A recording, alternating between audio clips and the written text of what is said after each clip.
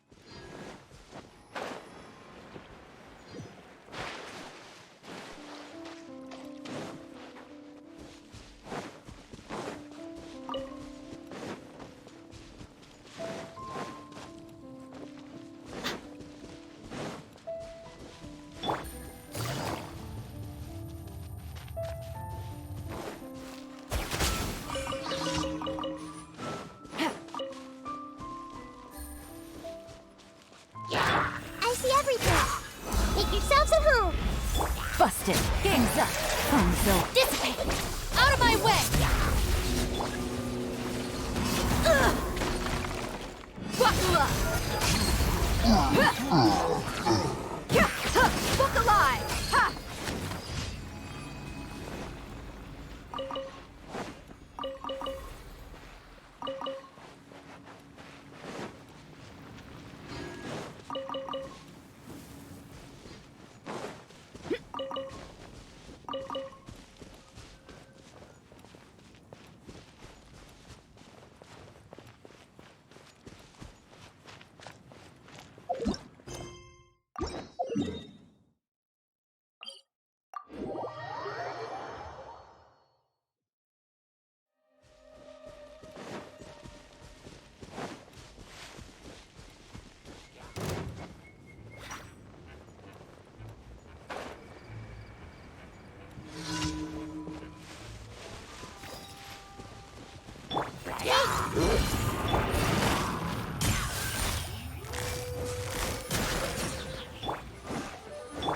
Our bond is strong.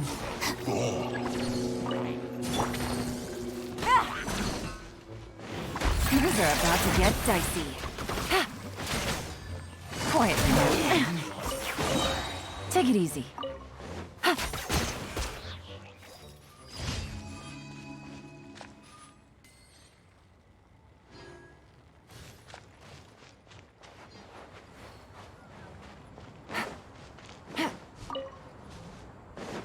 Take it easy.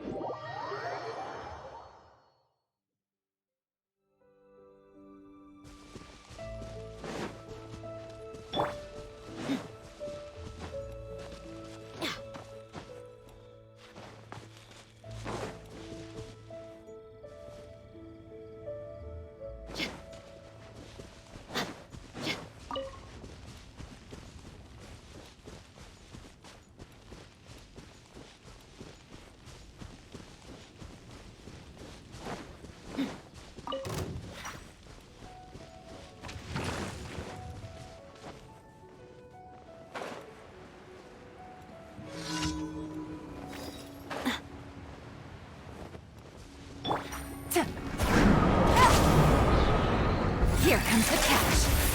Gotcha.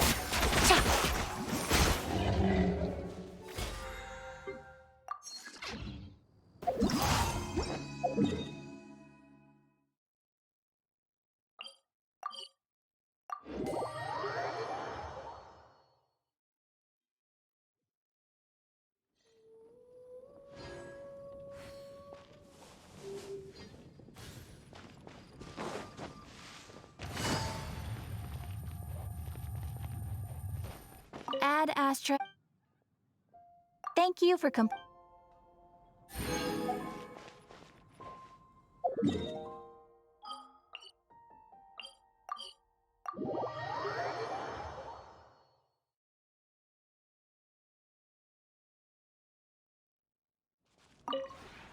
this realm.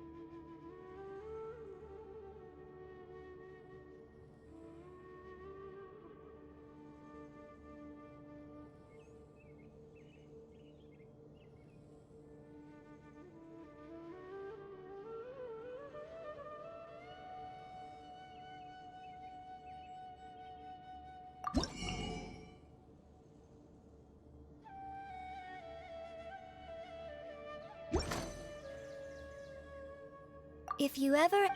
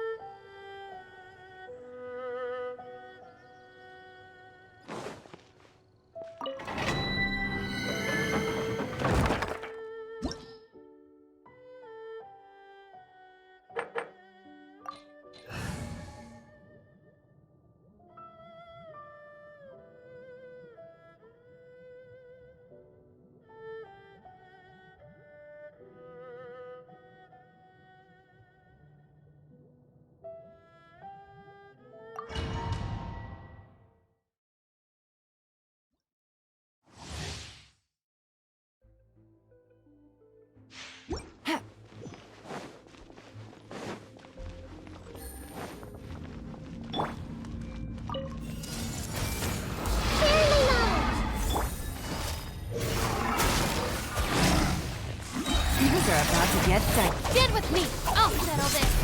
Let's get it on! Hi! You're dead meat! Buckle up!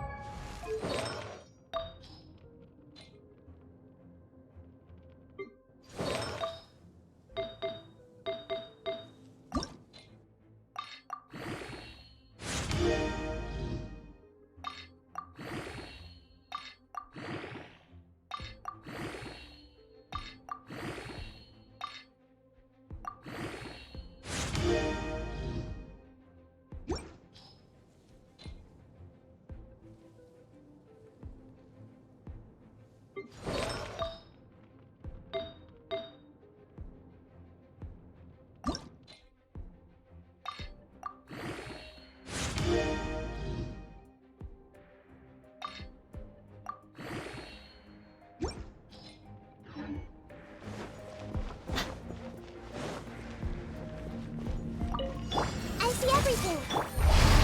Busted! Our bond is strong! Look alive! Hi! Gotcha. Take it easy. Everyone hold hands! Get with me!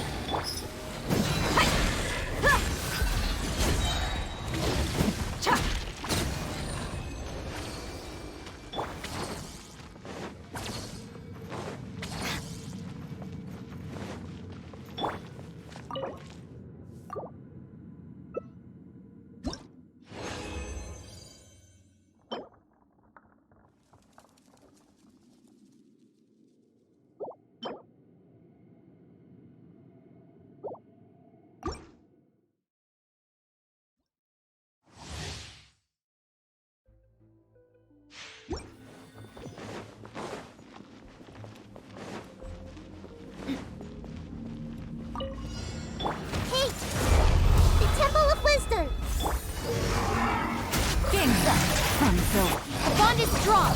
Lightning, purified!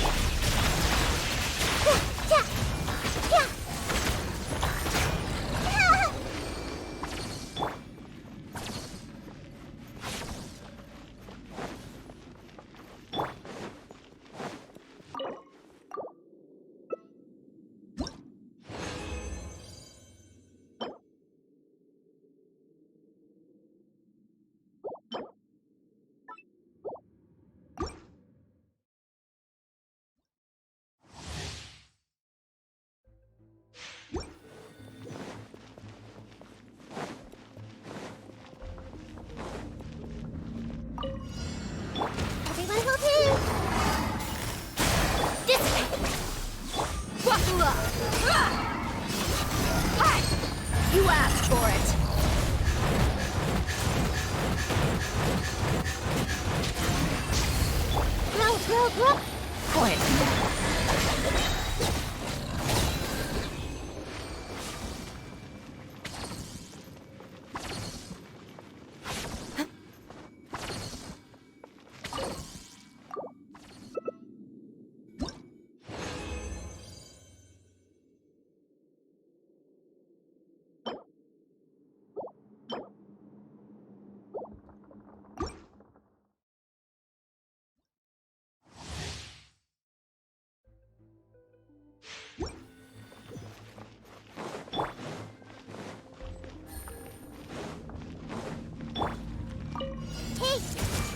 Make yourself a room! Here comes the catch. Get with me! Out of my way! Really hurt!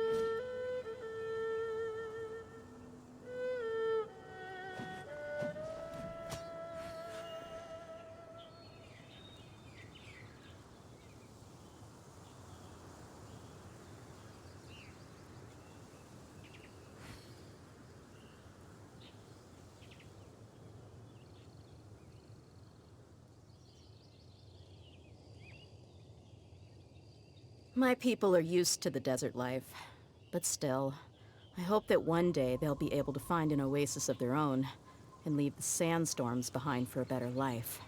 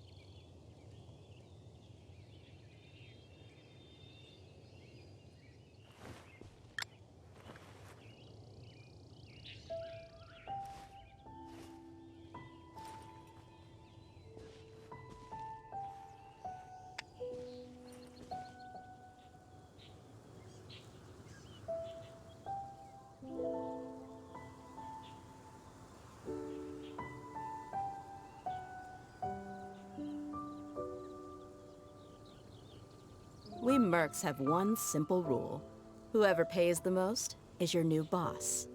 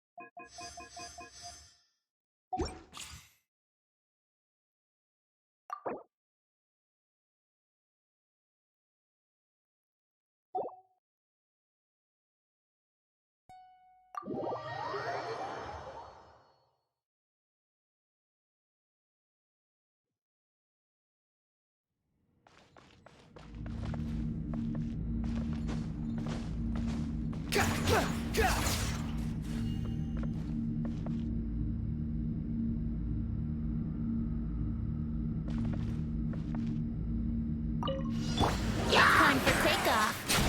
Dare to mess with me, truth repeats its course. Go as planned! Barbados!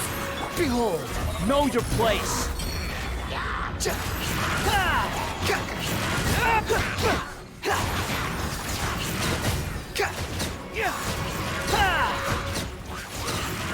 The wind rises.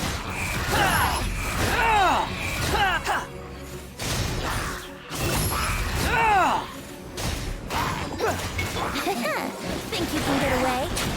Have fun with this gift! Wind, hear me! Wretched vermin! Squall and fury!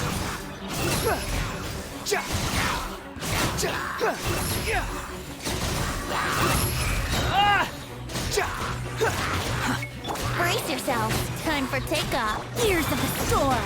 Too late for Barbados! Guide us! Cry louder! The wind rises. Search for it. You're dead. Yahoo! Think you can get away? Dare have fun with this gift. I swear by my sword! Unsightly insects. Squall and fury.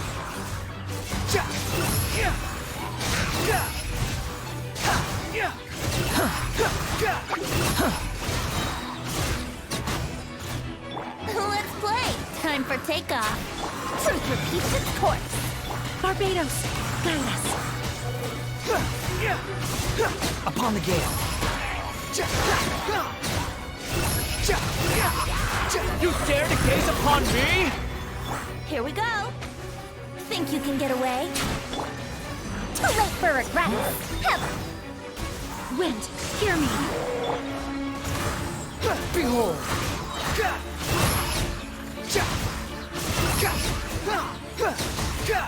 Search for it. Cry louder. Brace yourselves. Time for takeoff. Ears of the storm. I swear by my sword! Squall and fury. Upon the gale.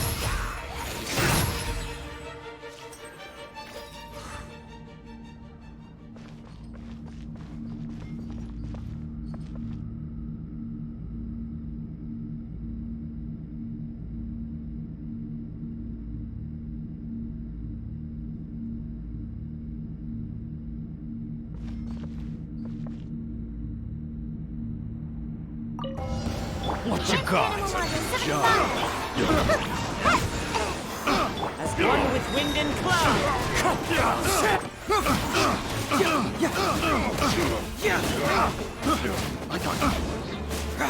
Get moving! Suffocate! I got killed. Off with you! Suffocate! It's so fury! Into the wind! Fallen leaves, adorn my night! Animal hypostasis emulation. Hey, ninjutsu. Confess!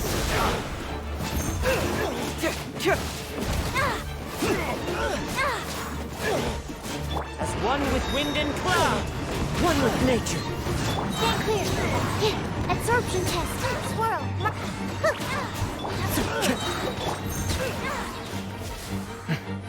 Get moving! Clouds high, I'm birds call. sick of this. Wind strike.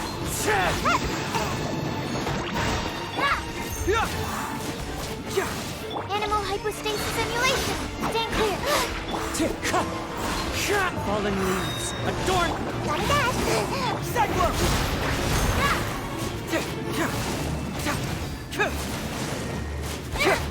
Wind strike.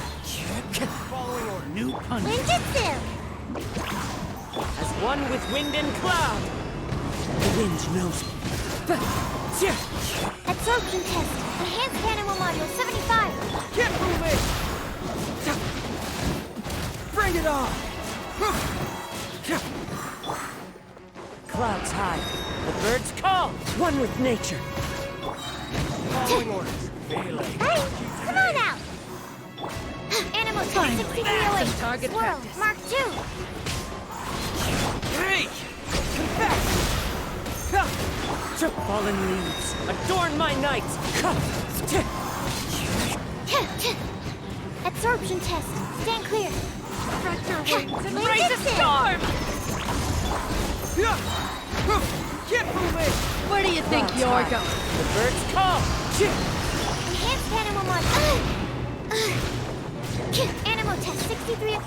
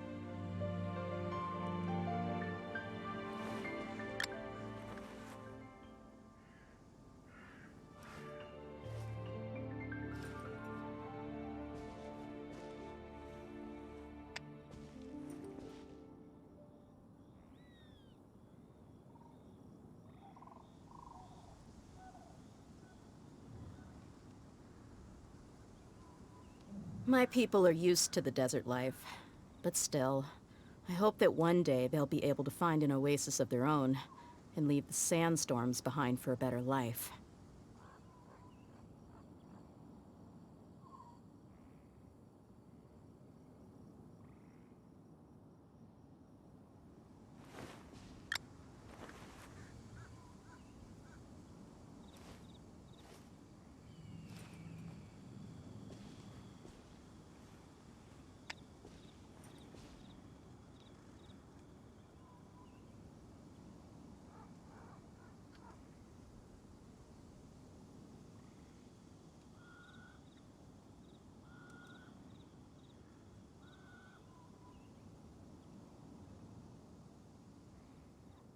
We mercs have one simple rule.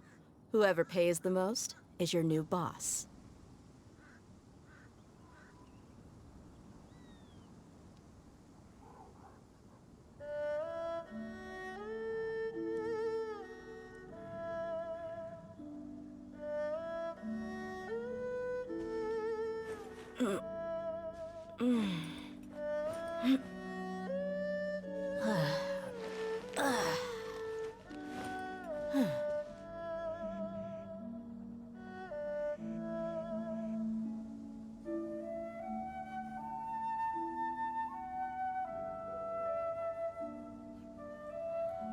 The desert's a tough adversary, but at least it doesn't hide anything. What you see is what you get, and whether you take on the challenge is entirely up to you.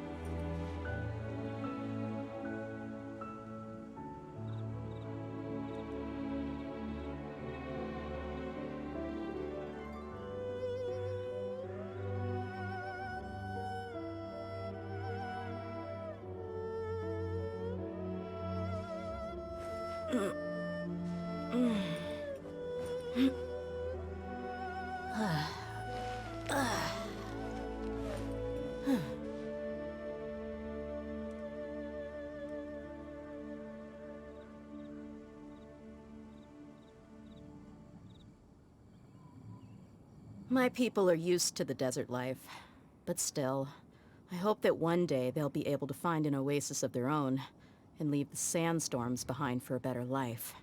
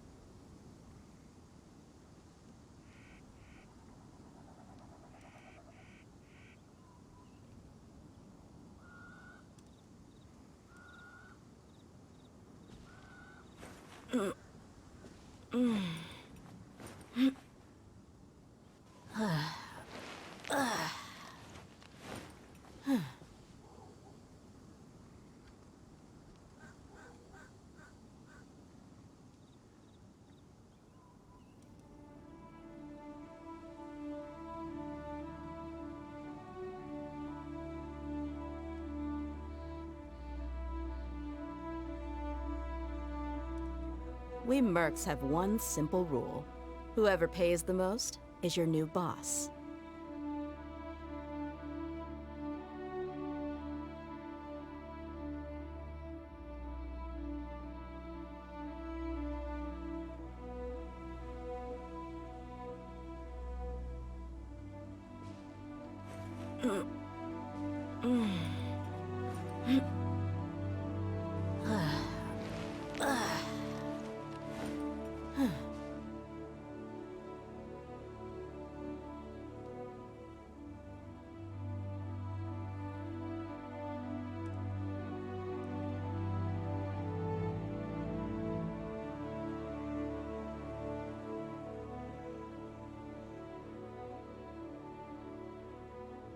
The desert's a tough adversary, but at least it doesn't hide anything.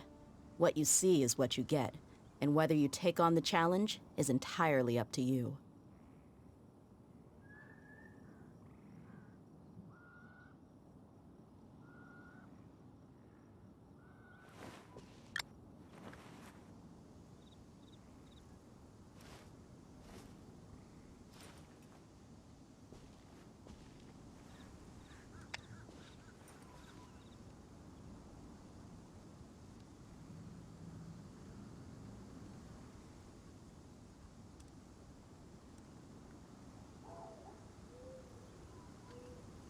My people are used to the desert life, but still, I hope that one day they'll be able to find an oasis of their own and leave the sandstorms behind for a better life.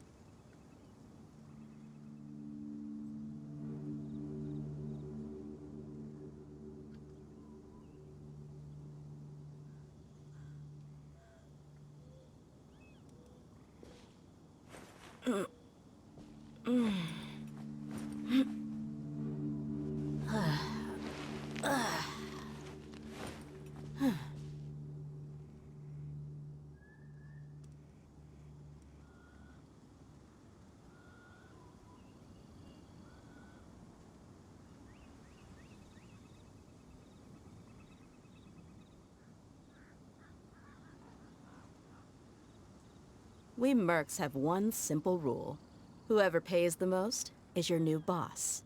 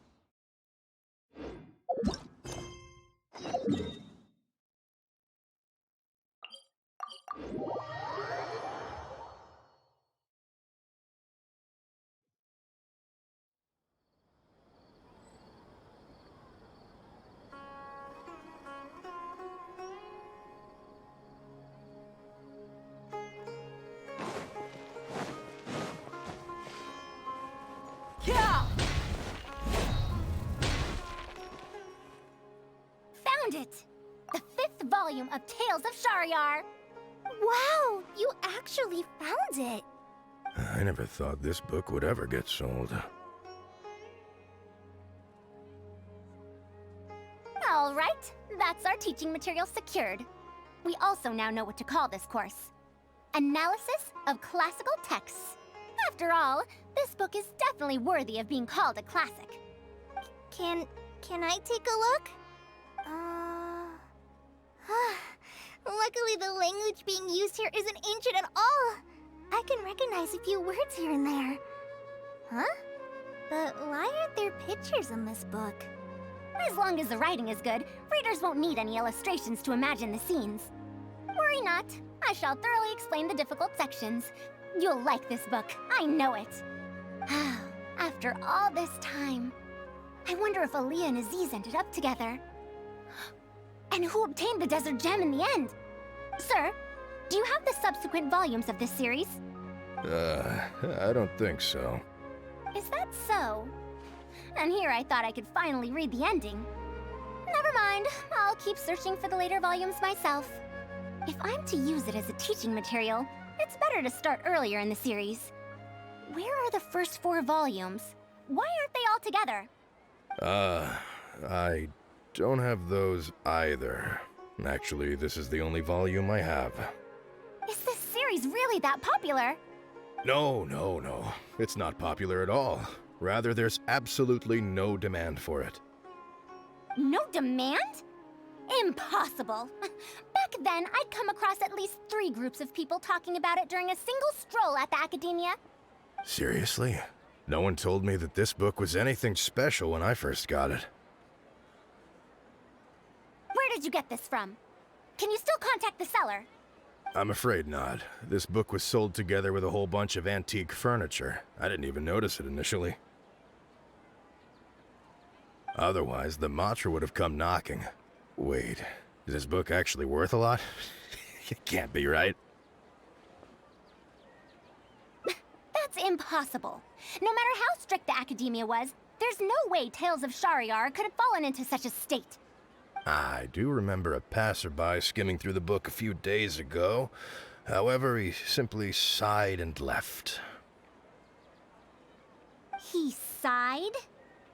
Why would he react like that? Given the quality of Tales of Shariar, he should have been entranced after a single glance. I'm sorry. Traveler, Kale, please give me a moment. I'd like to look through this book first. Why is there another misunderstanding between Aaliyah and Aziz? Also, why is there no mention of the Desert Gem at all? And a new character is introduced with no foreshadowing at all? Also, what are all these new names and terms? Is this really the Tales of Shariar I know? Well, that passerby reacted in much the same way.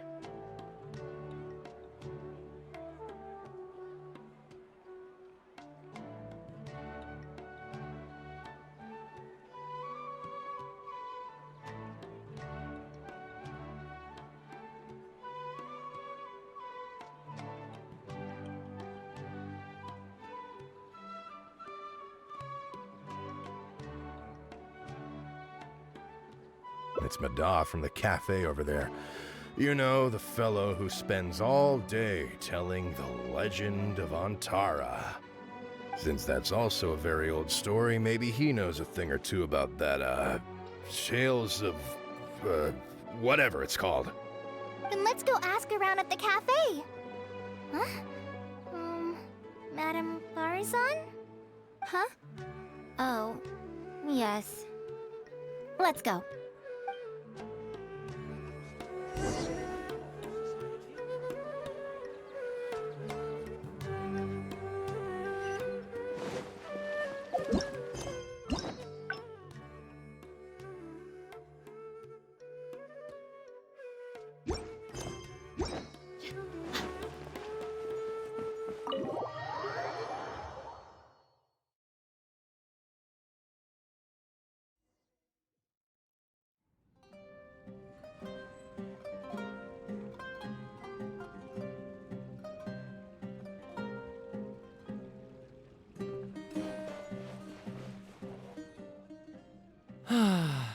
Another day, another empty room. Excuse me? But are you Madar? Yes! Are you here to listen to my story? Well, we actually came to ask about something else. I see. Sorry. It's fine.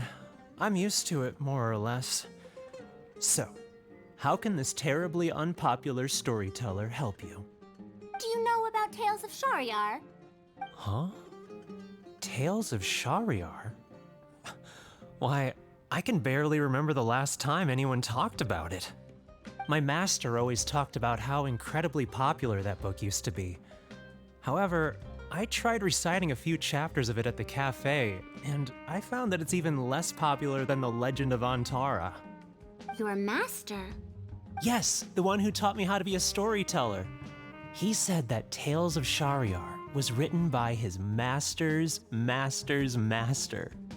He also said that this great-great-grandmaster was an academia researcher, and that even the sages liked the series. He wrote 4 volumes back then, and the reviews just got better and better. You couldn't find a single person in Sumeru who hadn't read his books. And then? What happened next? Why doesn't anyone know about Tales of Shahryar now? Oh, it's hard to tell when it comes to trends.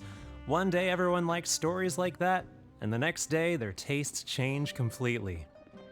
Instead of writing a proper ending, this great-great-grandmaster kept trying to extend the story. To tap into popular trends, he added a lot of tropes. Then, starting from the 5th volume, the reviews started to go downhill. How could that be?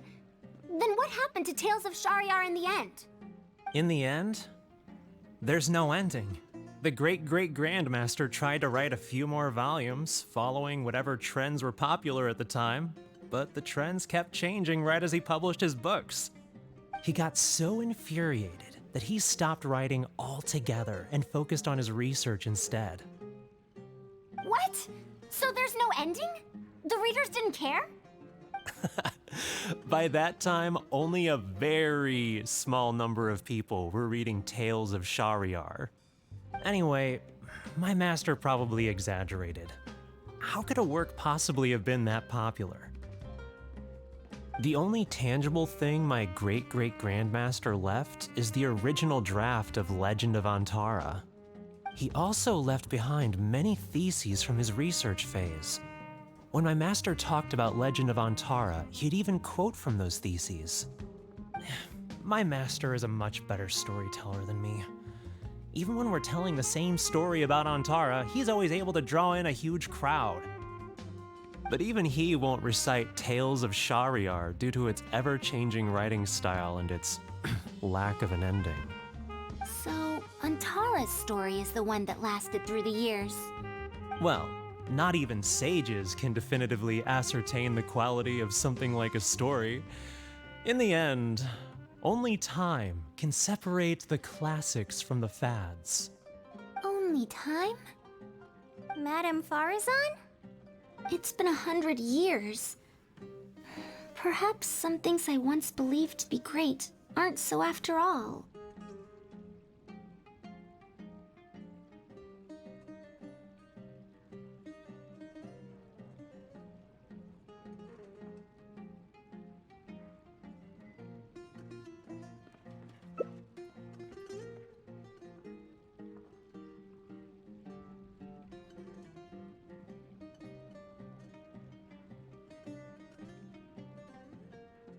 Yeah!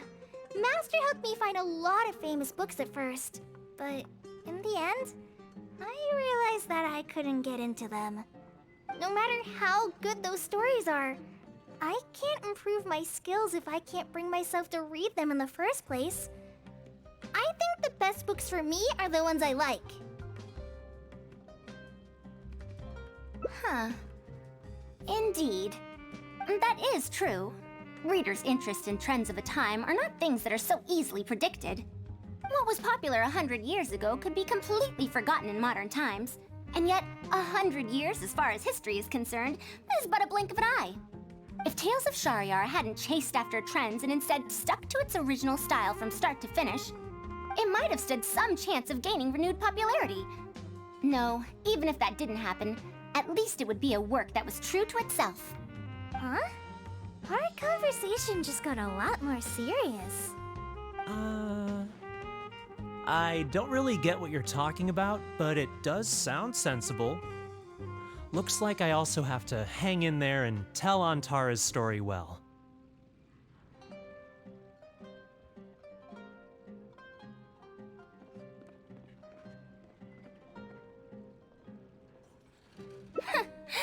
unseemly.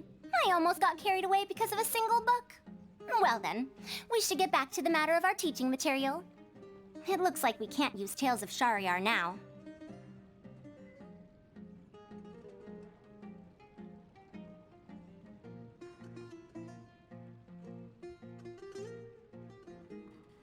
No, it's much too old. Oh. Kale, you found a book that you liked at the bookstall, yes? Yes, but I don't really... Then we'll use that book as our teaching material. Now that I think about it, using a book that you like is the most suitable choice for teaching you how to read.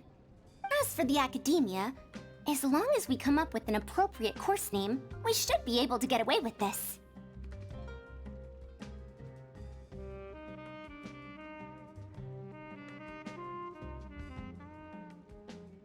My, it sounds like you've dealt with the academia before. Let's go with that. Now then, let's return to the book vendor in a bit and buy the latest volume of this Onibudo for Kale. Ah, but if I wish to use it as teaching material, I have to read it first. Huh? Speaking of which, other than Third Eye of Perception and Illusory Mirror, I also espy some unfamiliar phrases from the reader's messages at the back of the book. Such things as, even if it reminds me of my dark history, I still can't help but be drawn in by the story. And the author has written all the things that I only dare whisper into a tree hollow. Why do people use dark history to refer to awkward or embarrassing memories? Is this some slang that was invented in the last century? If one of our learning objectives was researching linguistic changes over the past 100 years, it might make it easier to get these books approved as teaching material. Oh, I can tell you what that's all about. Apparently, in their youth, some people used to imagine themselves as someone burdened by fate, fighting against the world, etc.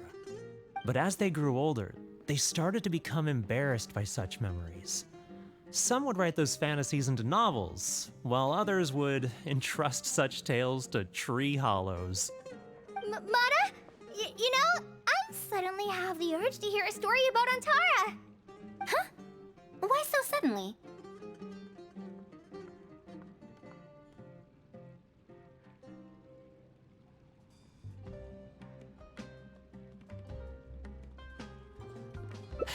I knew it. There will always be people who love the golden oldies. Now, let me tell you all about the ancient hero, Antara.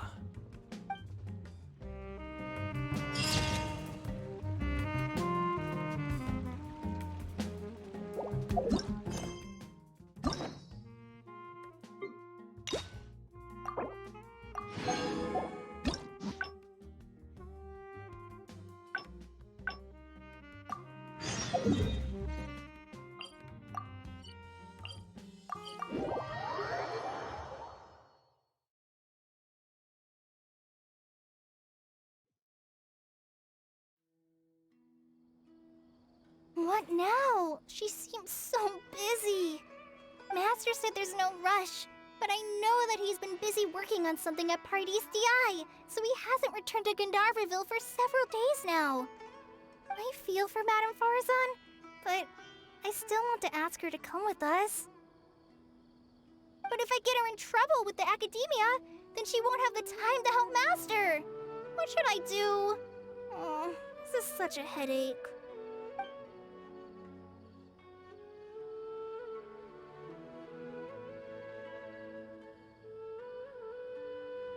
But if someone does complain to the academia, wouldn't it make Faruzan's situation more awkward? And if the academia investigated and found her at Parties DI, things would get even worse for her. Do you have some way to invite her over to Parties DI without stepping on the academia's toes?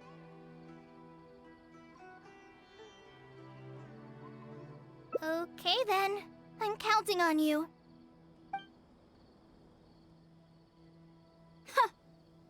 I have to teach students from Haravatat or owe Kasharawar a favor. It strikes me that they might be even less happy about such a deal than I am. I think I can sympathize with them. Faruzan, we're back. Sorry for asking again, but are you sure you can't go to Parties DI today? Well, since you're asking me so sincerely, let's just ignore the academia and... Please, Madam Faruzan, focus. Today's the day. Huh? Yes. I see. No wonder he sent you two over. Why, that lad didn't make it very clear in his letter, now did he? Otherwise, I would have reported it as part of my research.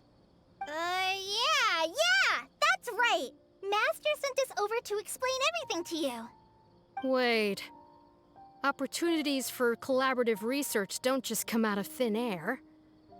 This seems like too much of a coincidence. Also, there isn't much overlap between Madame Faruzan's research and that of Amorta, right? What will you even be collaborating on? Master wants to research, A fully automated irrigation system. A fully automated irrigation system? Precisely. It's a system that can automatically adjust the amount of water it provides based on the season and the plant species involved.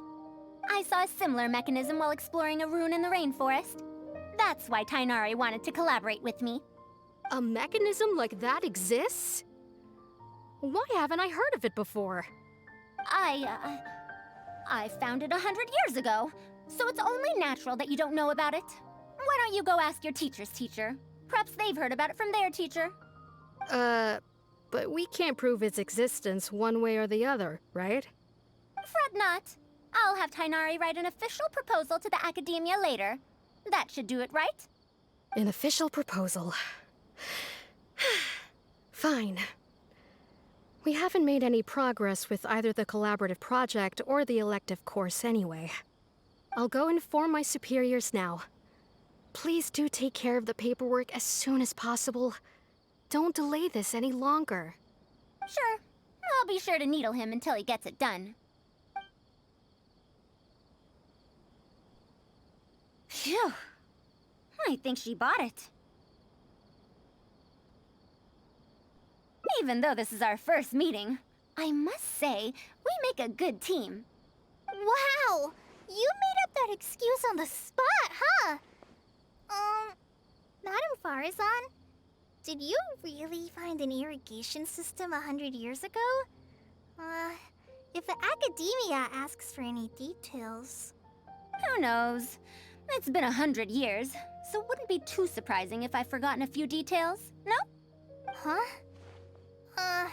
Then how will we explain things to them? I'll let Tainari worry about whatever documents we might need to send to the academia. If I'm right, the request he has in store for me won't be any simpler than the academia nonsense. What are you talking about?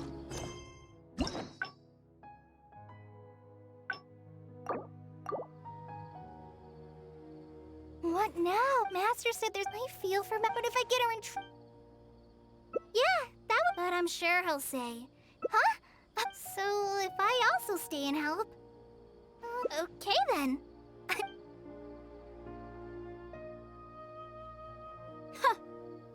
I have to teach students from Haravatat. We're back, Madam Faruzan. The Traveler said that she... Oh! Why, I couldn't ask for more. In fact, I'm rather curious about the... Is that so? Now, should I apply to teach a course with Haravatat, or join the collaborative... I don't know if Tainari's told you about this before, but while my research involves learning about ruins and the mechanisms within them, I don't belong to Ksharawar, which specializes in researching mechanisms, nor am I in Spontamod, which specializes in researching energy flow. Instead, I'm part of Haravatat, which specializes in languages and scripts.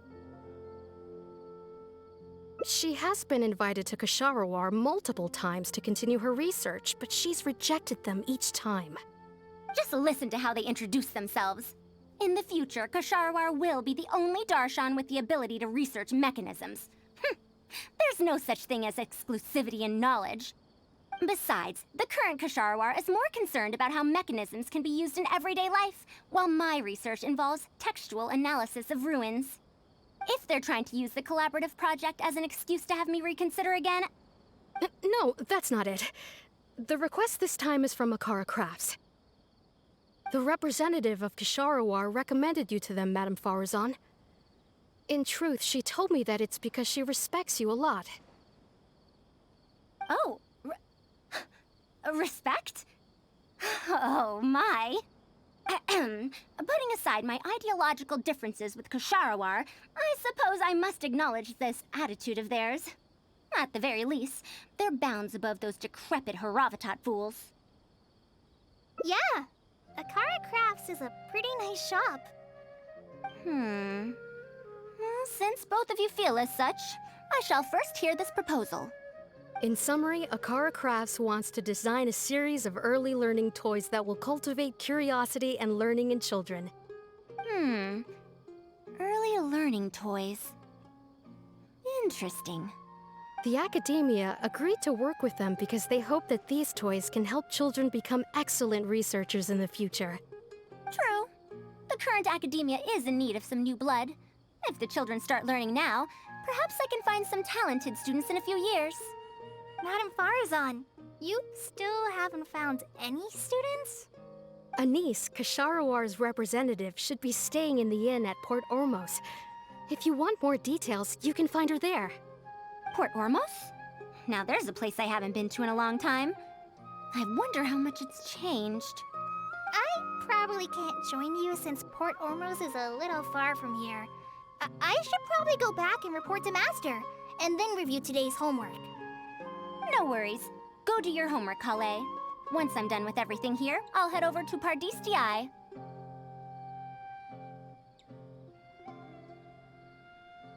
Thank you. Why, I'd even call this a rare chance for a curious researcher like myself to observe the legendary traveler up close.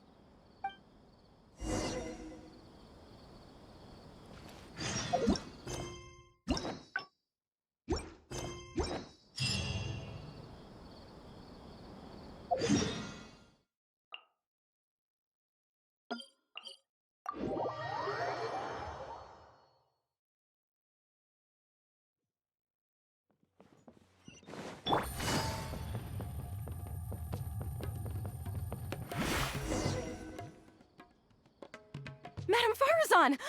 Oh, it's really you. Did you change your mind? All right, calm down. Let me be clear. I'm still not all that interested in Kisharawar. I'm just here to see how the project is going. After all, you're here as representatives of the academia in this collaboration. The reputation of all research is at stake here, so I will not simply stand by should mistakes get made. Either way, it's good that you were willing to come.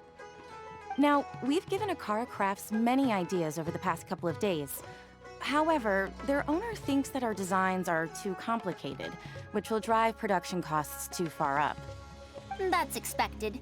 Students who have never had to deal with budgetary constraints probably don't understand how important it is to keep costs low.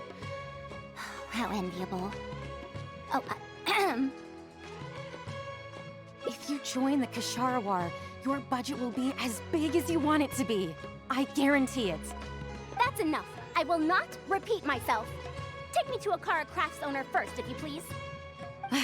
All right. He's usually at the slope up ahead recruiting volunteers to test out his toys. Let's just head over.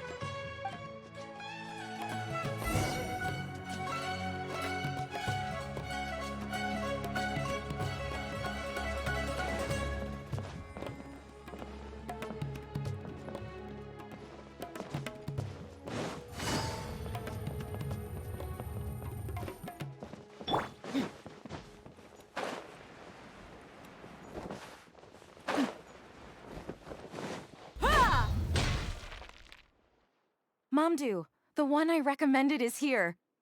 Oh, so you're, Madame Faruzan? Yes, that's me. Ah, wonderful. We haven't been able to make any progress on our collaboration recently. We've made many suggestions, but Miss Anise thought that those ideas were too simple and wouldn't be effective in training the mind. These early learning toys are meant to help the academia train future researchers, after all. If they're too simple, then how are they any different from regular toys? But if they're too complicated, not only will they be expensive to produce considering our production capabilities, but they won't have much broad appeal to Sumeru's children either. So the design can't be too complicated, but it can't be too easy to play with either. I remember that in your notes, many contraptions have managed to fulfill complex functions despite using simple parts. Maybe we can do something similar with these early learning toys. The contraptions in my notes? I didn't create those. I simply took the contraptions in the ruins apart and analyzed them. But now that you mention it, the ruins did have things like that. Do you have a pen, paper, and scissors? I'll make a paper prototype. You have an idea already? I suppose I should have expected as much of a respected academia senior researcher. We do have those. Yes, please, help yourself. Oh, you're done already? Let me explain. These 3 thick lines represent 3 poles. These paper strips of varying lengths represent rings of different sizes. They can be slotted onto the poles and stacked up like a tower. Well, that is easier to make than I expected. So, how is this game played? That's very simple as well. You just need to shift the tower from this pole to another pole. Isn't this a little too simple? Even by the standards of an early learning toy, I mean. Of course, when moving each ring, the paper strips in this case, you must follow one rule. You can only move one ring at a time, and you can't place a bigger ring on top of a smaller one. It's like building a tower. The rings in the 3 poles must be stacked from big to small. I named this toy Pagoda Stack. Pagoda stack. That sounds way too simple. Even I feel like it's missing something. Give it a try and you'll find out if it's simple or not. I heard from Anise that you find volunteers to try out the toys, right? Why don't we do the same for this game? It's such a simple toy. There's no need to... Mandu, let's just do as she says. Okay, then. And that's how you play this game. You can all give it a try. Let's see who's able to move the tower to another pole in the smallest number of steps. You called everyone here for such a simple toy? It doesn't look like it'll take that many steps. Come on, we all promised to help Mr. Mamdu test out the new toys. He said he'd give us new Genius Invocation TCG cards. Ugh, fine. Let's get this over and done with so we can head back and play cards.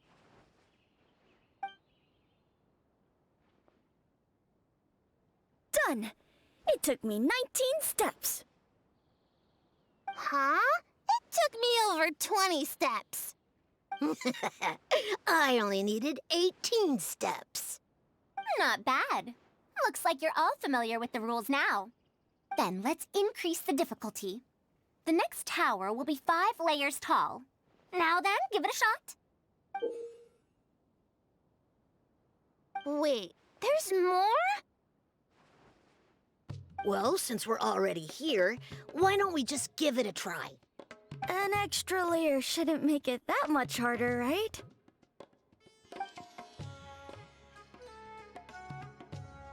What's going on? I've already moved over 30 steps, but I'm still not done yet. I'm almost done. Looks like I'm the faster one this time. Done! It took me 35 steps. What? How? This pagoda stack toy is pretty fun to play with. Good. We'll try it one final time. This time, we'll add 2 more layers, making 7 layers in total.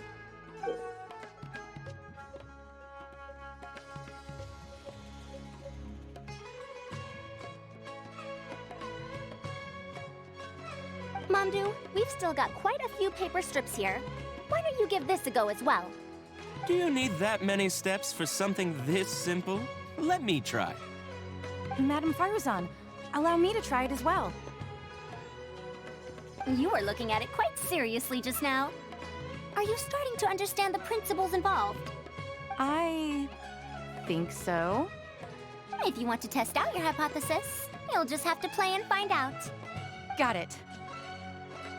Ah, we don't have enough paper strips left for you, Traveler. However, by the looks of things, you seem to have the game figured out. Why don't you guess what the lowest number of steps needed to solve a 7-layer pagoda stack is?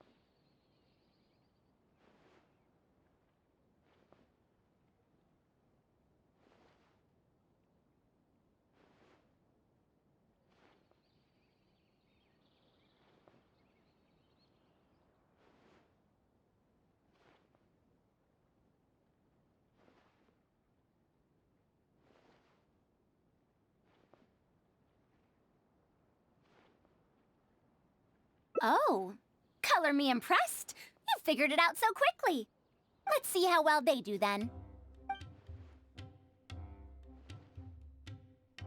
If I move this small ring, then the big one won't be able to go on top of it.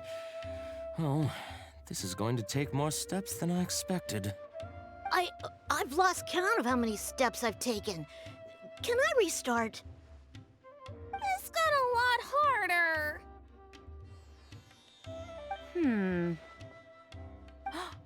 I solved it! Madam Faruzan, it takes 127 steps in total. That many?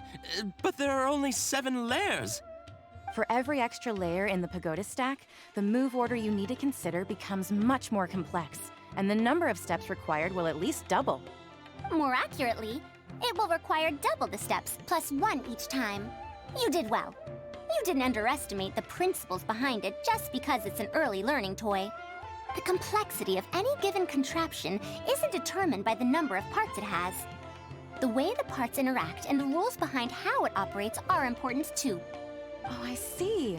No wonder you emphasized in your notes that no contraption should ever be underestimated. I see. So even a simple toy can become complex with the right set of rules. That's right. The rules used for Pagoda Stack are the simplest kind when it comes to ancient contraption-making techniques. I could spend some time picking out all those machines that do something similar and write you a reference book. Once that happens, you can give the volunteers the reference book and paper prototypes and find out which toy is the most popular. Do you have any other toys? Yeah! When can we play with them? In about 2 days or so, I think. Anise, if you're free, can you help me with the illustrations for the reference book? Of course! I'd be honored. 2 days should be enough for us to find more volunteers. Then we can organize a huge conference here, at which we can announce which toy we'll be making.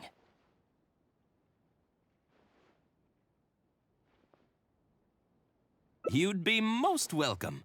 We need more people to get a healthy range of opinions. The more, the merrier. Thank you for coming here with me today. I'll walk back with you.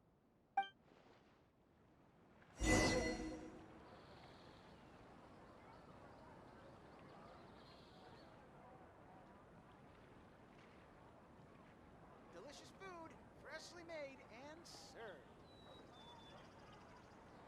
Oh, I think a creepy crawly got into the cooking pot.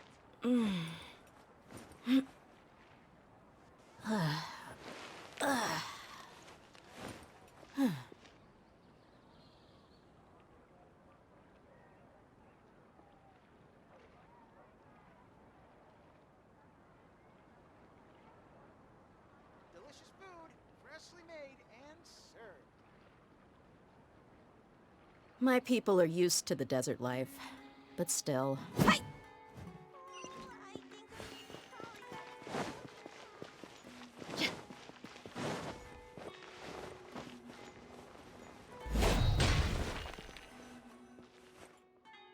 be going then.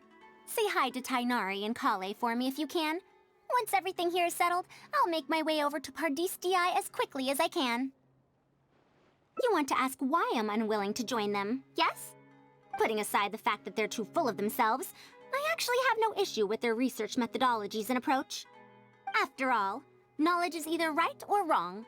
Superiority and inferiority do not come into the conversation. All researchers are just doing their best to shed light on the unknown in their respective fields of expertise. No matter what corner of the unknown they shed light on, it's a step forward for us all.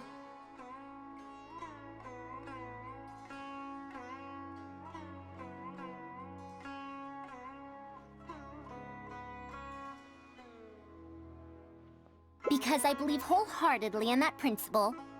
Even if the others call my research useless, as long as the knowledge I gain from it is accurate, it could become useful in the future. In the end, useful and useless are concepts that shouldn't be used to evaluate knowledge. When I first started deciphering ancient documents, I didn't think about how it'd be useful to Ksharawar. That's why there's no need for me to join them to do useful research. I'd rather stay in Haravatat. It's much more convenient for me to access the materials I need for my research here. Still, the funding that Ksharawar has offered me is so hard to get in Haravatat. Perhaps if this collaborative project goes smoothly, I can even ignore Haravatat and ask for a higher budget directly from the academia.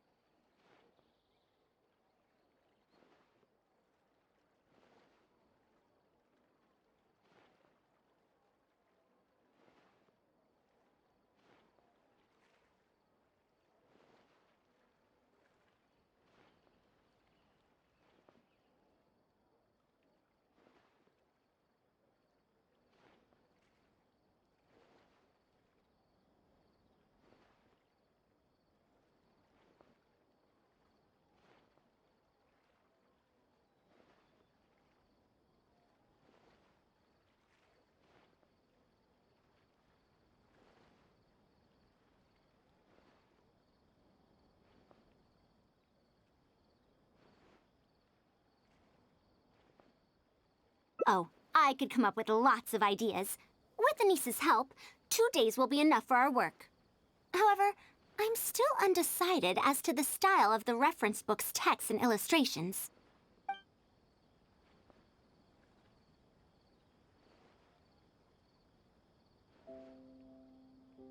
You're right. Explanations are a core part of early developments, too. By using detailed and accurate illustrations, we can impart knowledge more effectively. It would also make it easier for me to recruit students. Thank you. I'll take your opinion into account. See you in 2 days.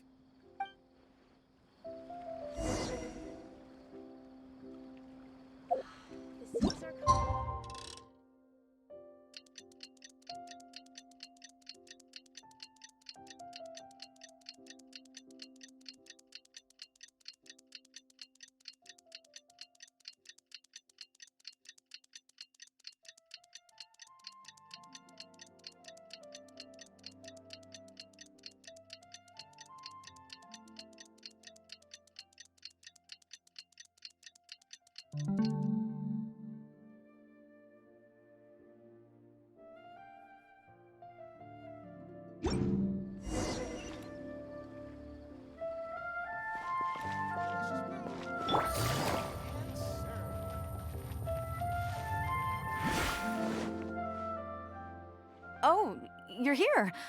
We're just starting to set up the venue. We've called up everyone we possibly could have. This is going to be quite the event. My masterpiece is going to be exhibited after all.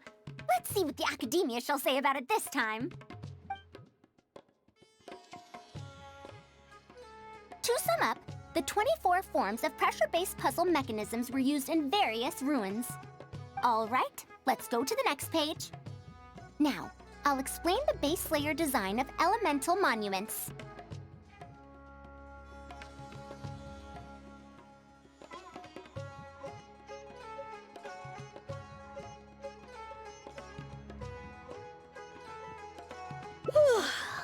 Are we done yet? Oh, I'm falling asleep.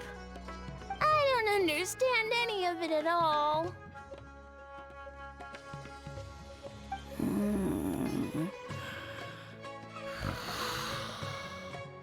Are these really toys? They sound a bit too dangerous to buy for children. Oh. Well, we've prepared paper prototypes for everyone. If you're interested in the mechanisms Madame Faruzan's talked about, you're more than welcome to try them out. This is no fun. Can I try another toy? I want to go home and play Genius Invocation TCG.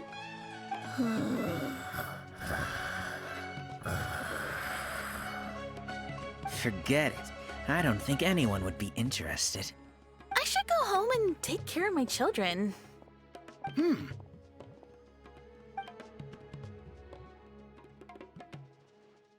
How did this happen? Forget about getting opinions from others. No one even wanted to stay and try them out. I'm sorry. I think we miscalculated.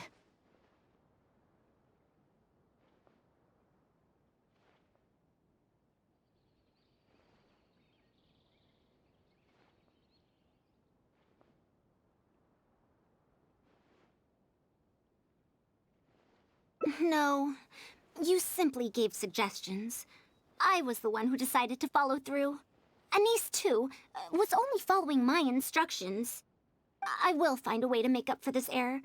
Please, give me some time. I'll write another reference book. Excuse me, but are you the one who wrote this reference book? Yes. Who are you? Ah, you're that man Mountain who was in the crowd just now. Do I stand out that much? Well, I guess I don't look like someone who'd have anything to do with toys. Let me introduce myself. I'm Kamal, the branch master of Sumeru's Adventurers Guild. What's the branch master doing here? Were you looking for us, or did something happen? I came to Port Ormos to visit some old friends. On the way over, I saw the booklet you were handing out, so I came to take a look. Can you print a few more copies of this booklet and sell them to the Adventurers Guild? Also, could you make full-fledged models of those paper prototypes and sell them to us as well? What does the Adventurers Guild want with these toys? You may see them as toys, but to adventurers who need to deal with all sorts of machines and contraptions within ancient ruins, this booklet is a true treasure. We have many members who can't read, so books are of little use to them. What they know of handling mechanisms has been learned solely through word of mouth. Even if the academia granted public access to all their books, there are people who can't use them. Ah, and our booklet is practically all pictures. Well, it is designed for children. It might be a bit too difficult for children, but it's perfect for adventurers. Also, those paper strips, you called them paper prototypes? If you can make wooden versions for demonstration purposes, even the most illiterate person would be able to follow along and understand. If we can supply a model set for each branch, and if each adventurer carries a booklet with them, then ruin exploration will become much safer. You really think so? I mean, yes, I always knew it. Knowledge will always be needed, one way or another. Making models of contraptions for the Adventurers Guild? To be honest, that sounds like a good avenue to explore to me.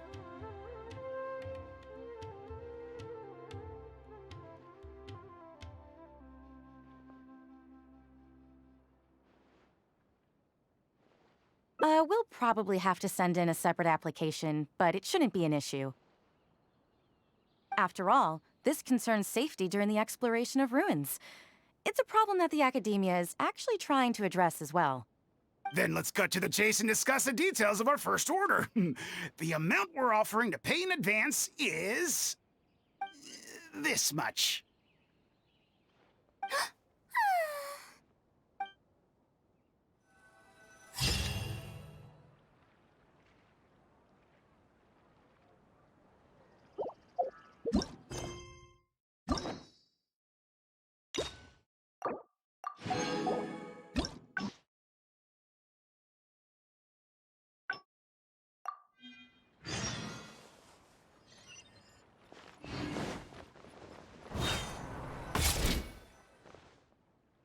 be going then.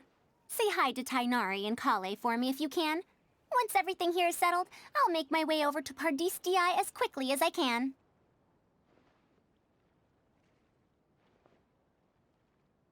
Anise? We haven't had much time to get to know each other, but she seems like a good kid. She's able to calmly figure out the basic principles behind something without being influenced by others. I'll do my best to teach her over the next few days. Still, how much she learns will really depend on her.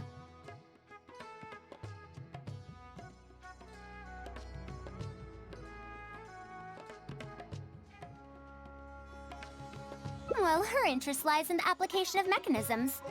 I do have some old knowledge to share, but if we think about the future, it's easier for her to learn the things she's interested in if she stays in Kasharawar. My research into mechanisms is, in a sense, a side effect of my research into ancient texts. If she becomes my student to learn how to make modern contraptions, it wouldn't benefit either of us in the long run.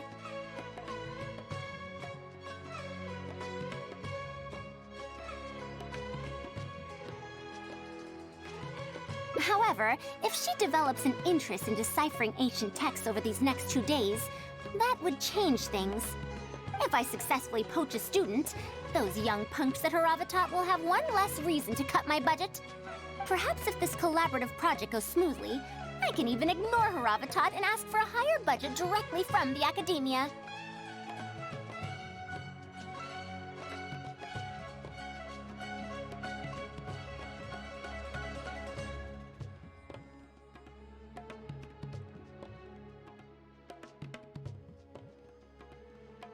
Oh, I could come up with lots of ideas. With Anise's help, 2 days will be enough for our work. However, I'm still undecided as to the style of the reference book's text and illustrations.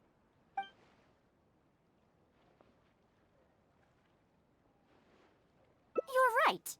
If no one understands the reference book, it doesn't matter how detailed it is. It's better to make it simpler and fun so that children will be interested in the subject. It'll also make it easier for me to recruit students in the long run. Thank you. I'll take your opinion into account. See you in 2 days.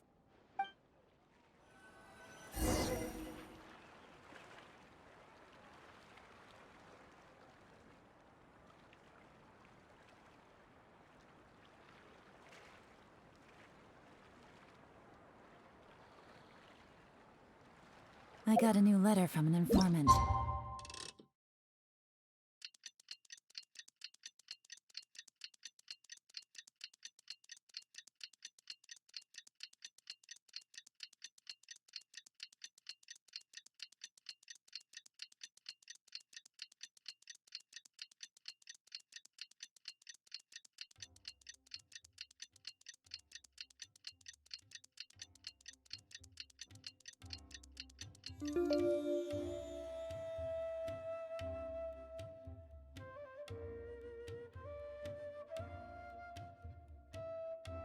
Looks like the situation has changed again.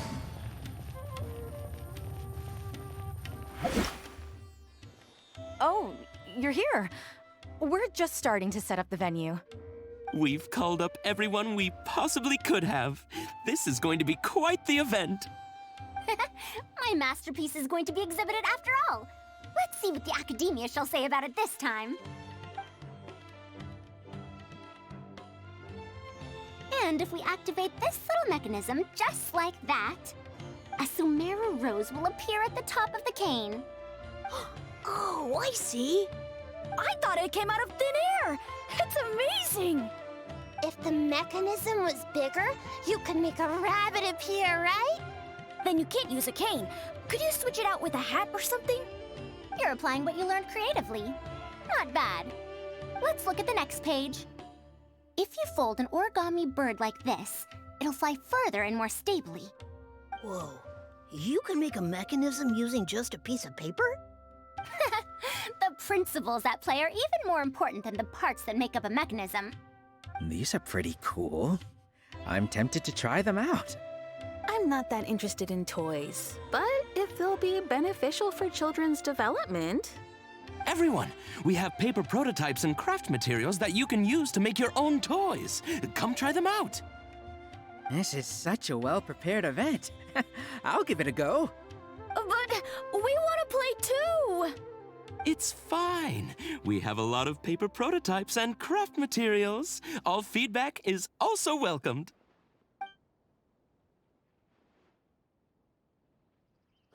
Oh, my origami bird flew further this time. Professor Faruzan, how can I make mine fly further? Ahem. Just madam will do. Maybe in the future, you may indeed get the chance to call me Professor. You may wish to pay attention to these few details. Here, for example. All right. Try it again. Wow! It really did fly farther! Madam Faruzan, will we learn origami at the Academia? Of course you will. If you become a researcher, you can explore any field you like to your heart's content. In the future, if you want, you can even become one of my students. But Mom and Dad said that there are 6 Darshans in the Academia. Wait, was it 7? Which Darshan teaches about mechanisms in origami? Well, in this case, it wouldn't be Haravatat. I know. We need to choose Kasharawar. Huh? I want to attend Kasharawar in the future and fold even better origami birds. I want to make even more awesome mechanisms! Actually, the other Darshans do have their own specialties, too. For example, Haravatat specializes in... Pay attention, children. Children?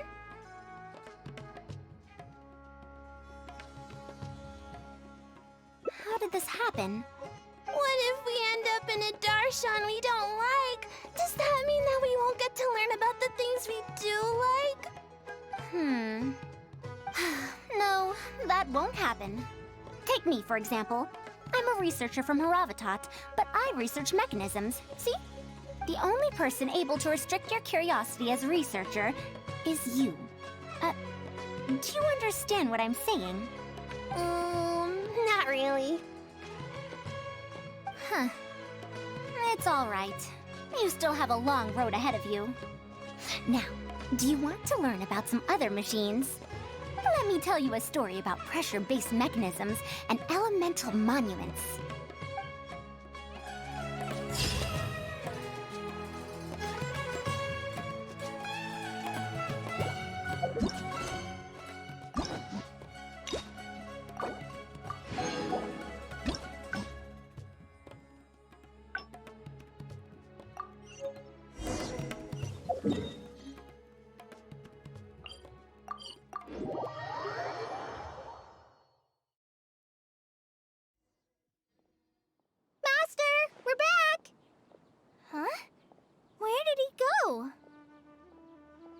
You don't have to shout. I can hear you. Well, you got here much faster than I expected. I thought you'd have a lot more business to take care of. Thanks to the Traveler, I was able to, pawn off various problems of mine onto others. Onto others? What does that mean? We can discuss that later. You're looking for me because of the thing you mentioned in the letter, right? That's right. Please, follow me.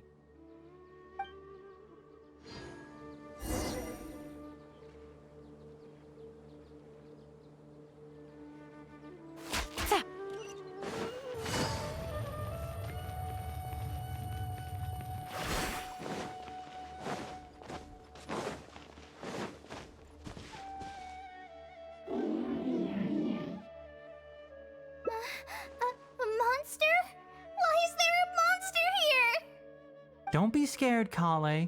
This is the mechanical life form the Traveler and I saved a while back. Its name is Karkata. It's the final work of a late junior of mine. You mean Abatui? He must have been a genius to create one of such polish all by himself. It's uncommon that a Spontamod researcher is able to create such an intricate machine. If he were still around, we could probably chat the day away. What a shame. Something seems wrong here. Have you been maintaining it? Mechanical life forms are much more fragile than they look. Is Karkata sick? Karkata has been lying down like this since a few days ago. It could be an old malfunction acting up again. I've taken a few courses conducted by Spontamod before, so I've managed to perform some passable repairs on Karkata's energy supply module. However, it seems the issue this time is with its transmission.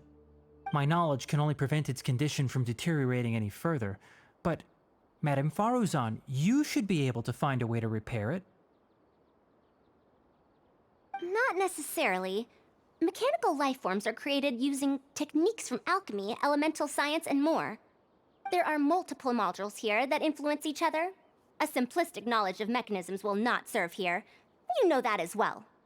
Each mechanical life form is very different from the next. So even I cannot be sure if my understanding of mechanical life forms is going to be of any use to our little crab friend here.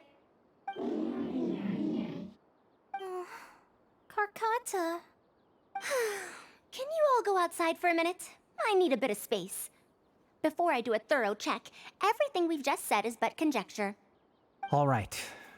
We're counting on you, Madame Faruzan.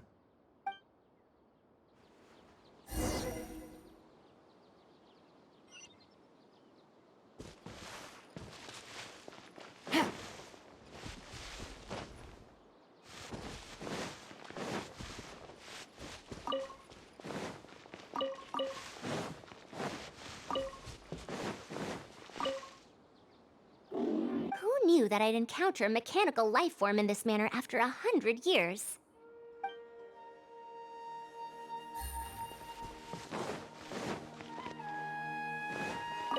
I didn't know mechanical life forms could get sick too. You have to get better soon, Karkata!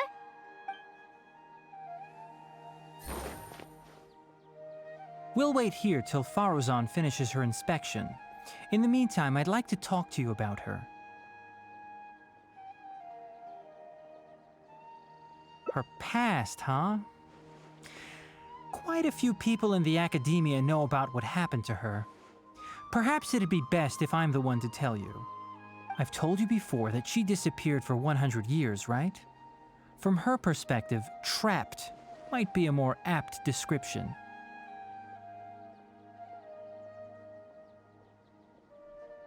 Her exact words were, That ruin was crawling with traps and coded inscriptions from wall to wall.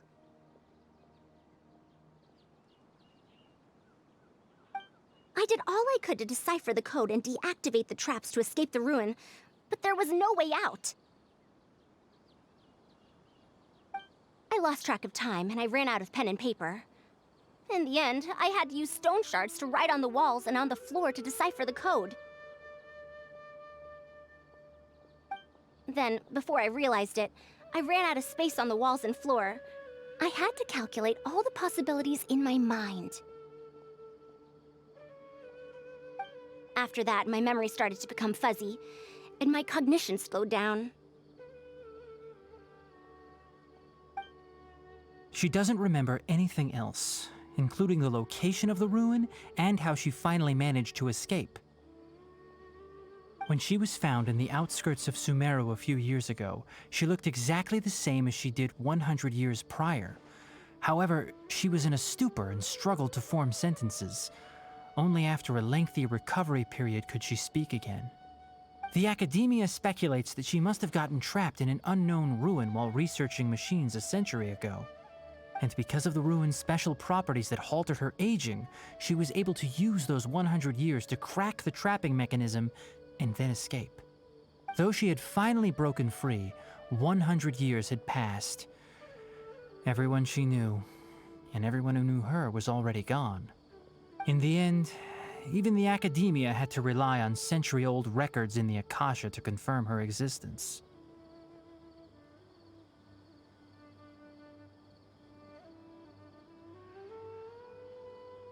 Don't make that face.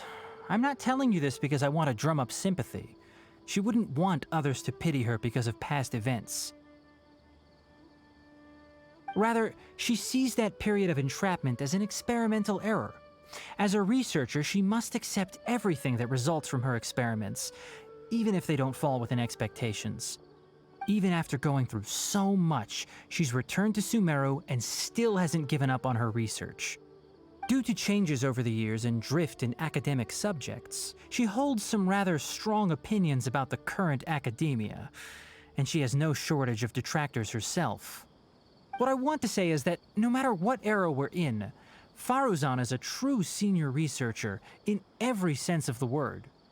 She has her own deep understanding of various ruins and machines. If there's a chance, you should talk about them with her.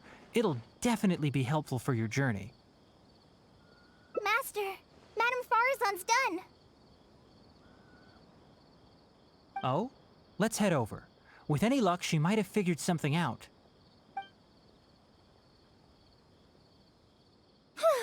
I never thought that I'd encounter a restitution module once again after 100 years. Abatui really installed quite a few impressive things on this. If my guess is correct, this mechanical life form has displayed attempts at self-sustenance before, right? Such as collecting parts to repair itself, for instance?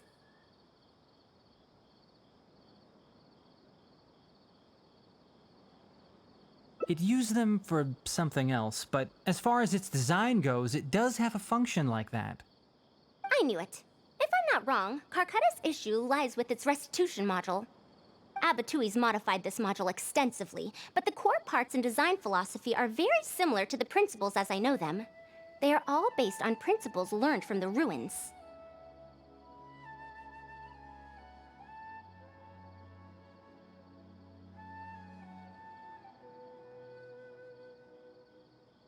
The creators of the Ruins machine once tried to create a perpetual mechanism that could replace life or even surpass it.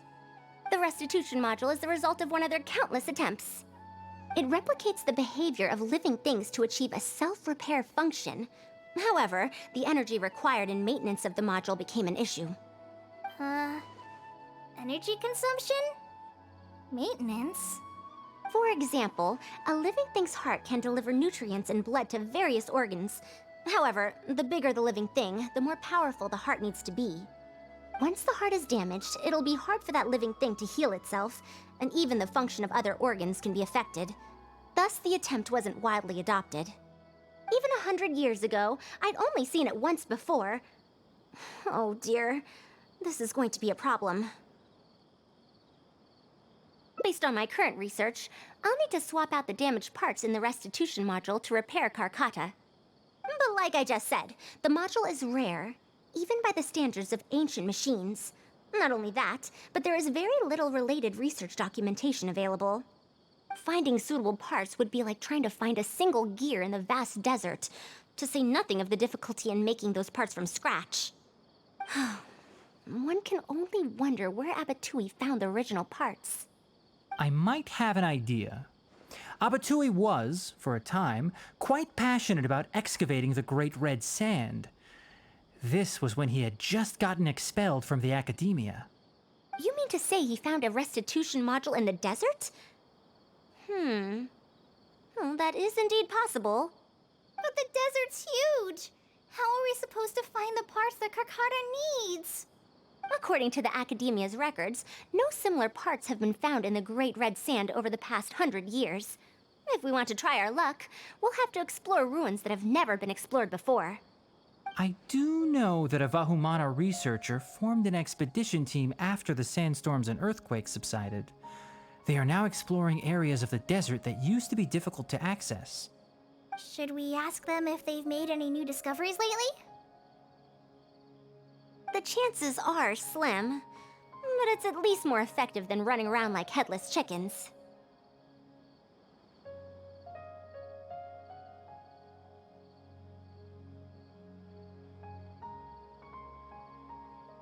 His name is Raid. I think he's stationed at the northeast part of the Hypostyle Desert. Let's go look for him once Karkata settles down.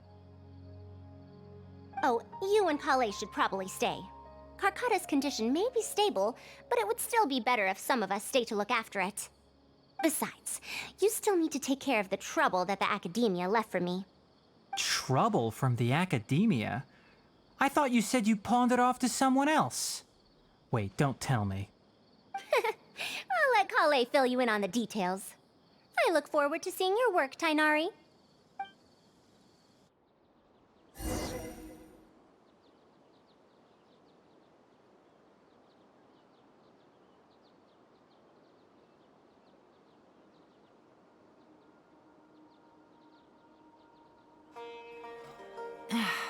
This blinding sunlight is such a pain.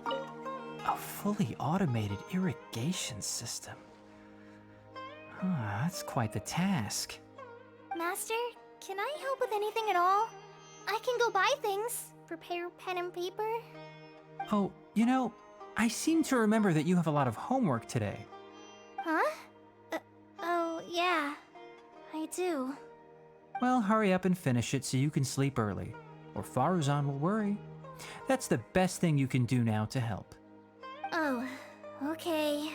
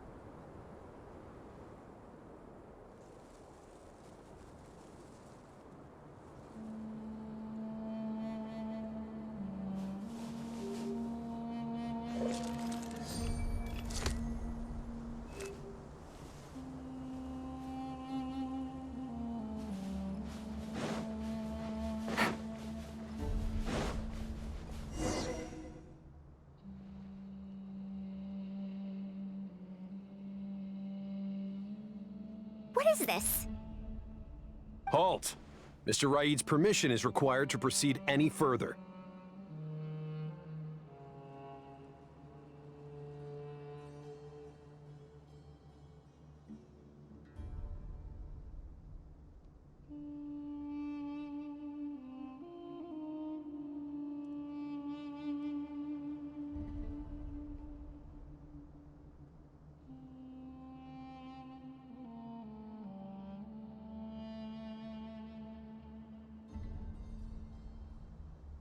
That still won't do.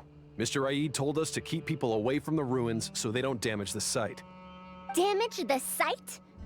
I've excavated more ruins than you've visited restaurants. Which batch of students is Raid from? I want to see him right now. He isn't at the campsite now. You should all leave. Only he can give you permission to enter. What a stubborn guy.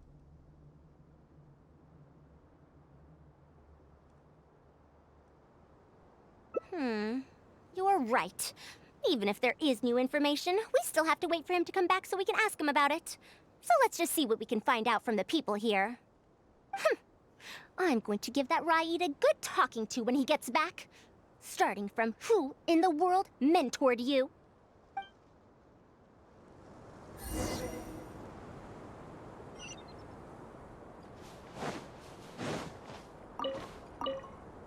That machine looks amazing! Could it be the legendary Ruin Wanderer? The location seems to fit too. Might that legend actually be true?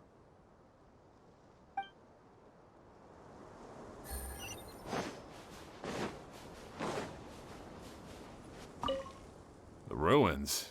Don't know anything. We were only hired to deliver water and supplies to them.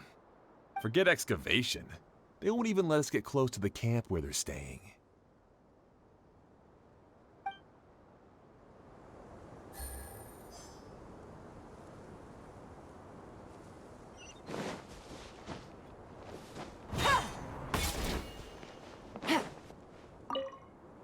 This area used to be ravaged by frequent sandstorms, but it's been calm lately for some reason. They say that this was done by a single traveler? But seriously, is such a thing even humanly possible?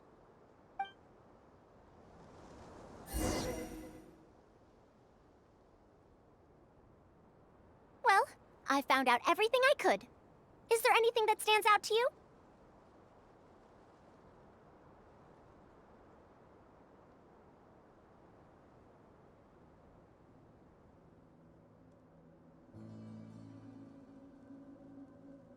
be honest, the ruins were difficult to excavate in the past, but they really are much safer now, thanks to you. However, I'm more concerned about this Ruin Wanderer they speak of. Ruin Wanderer. That's the first time I've heard that name. But that wreckage did seem a bit weird.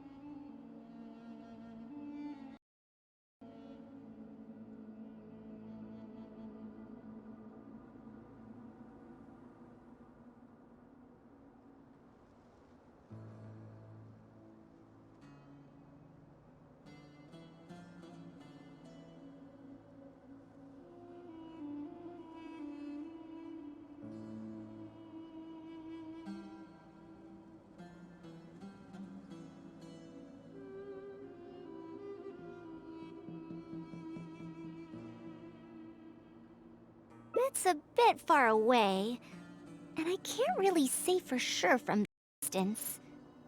Perhaps we should ask the villager from before about the legend first. Huh? What are you guys doing back here?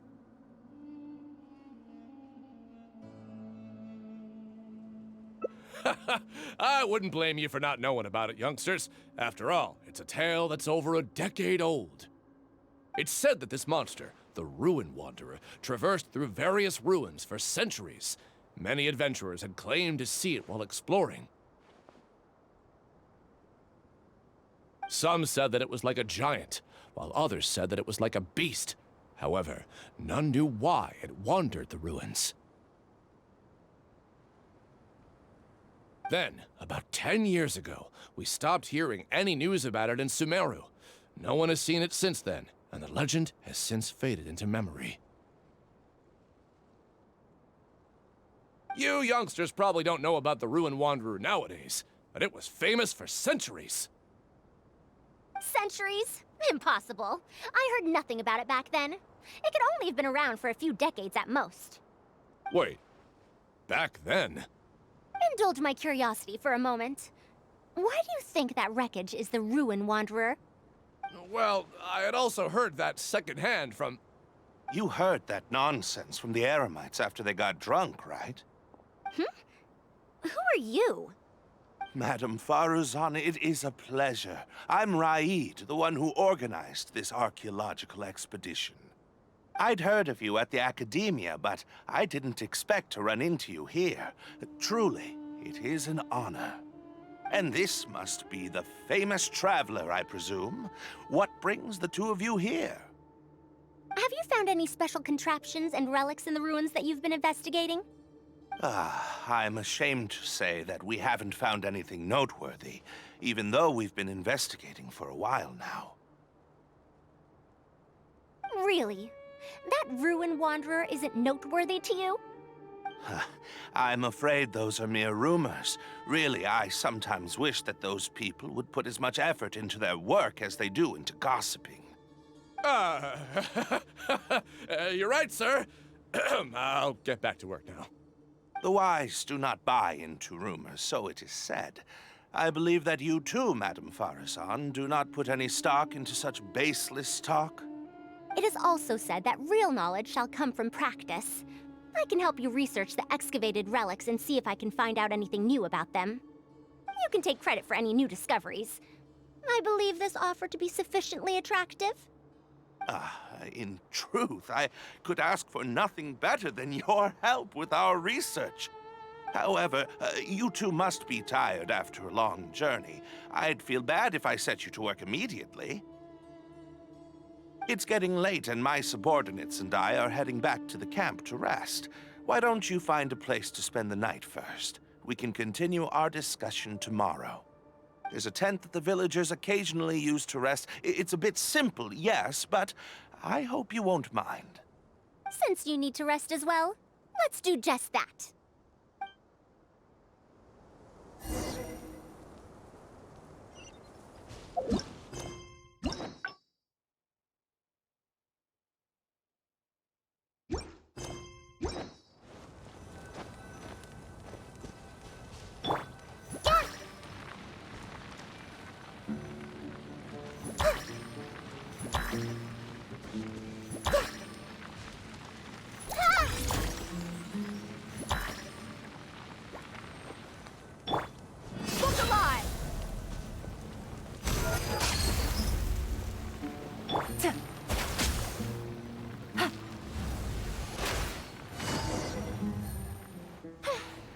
is quite far away. Are they trying to prevent the villagers from eavesdropping on them? This suits us just fine, though. This way, they won't overhear our conversations either. Now, I have my suspicions about this archaeological expedition team and that machine wreckage. I only caught a quick glimpse, and it was from a distance. But based on the condition of the armor and joints, it didn't seem like something that had been lying around for centuries. At most, I'd estimate that it only stopped moving about a dozen years ago.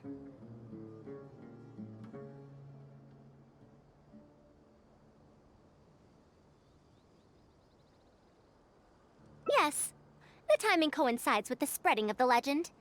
Now, assuming that it really is the Ruin Wanderer, how do you suppose it was able to maintain a relatively good condition despite high-intensity operation over the course of several decades?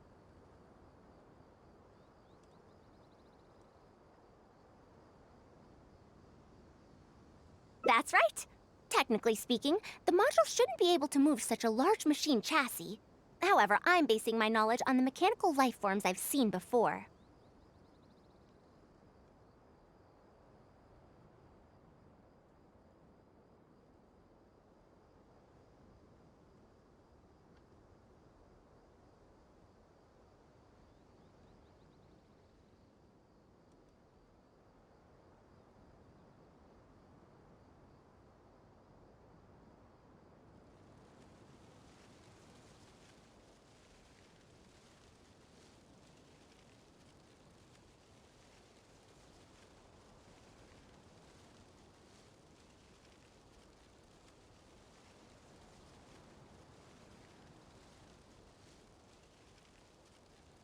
Well, this was over 100 years ago.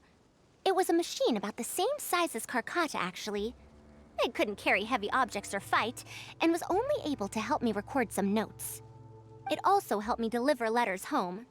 I found it near the desert, which is why I wondered if there might be more restitution modules buried around here. Honestly, people in ancient times might have already solved the problem of providing enough power for all I know. I'll need to research this properly.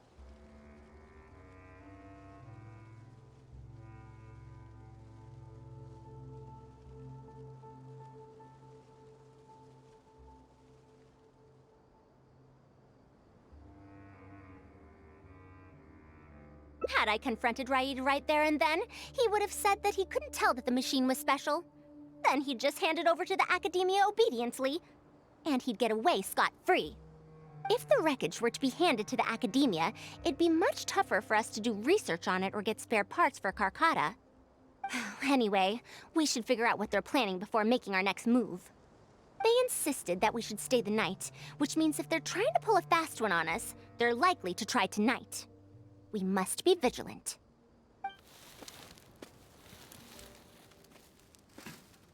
Are those sounds coming from the excavation site? I knew they wouldn't be able to wait. They must be scared that we might discover something tomorrow. Not a single person guarding the campsite. This must be quite the manpower expenditure. I'll see if they left any clues behind at their camp. Keep watch and help me stall them if it comes to that, would you?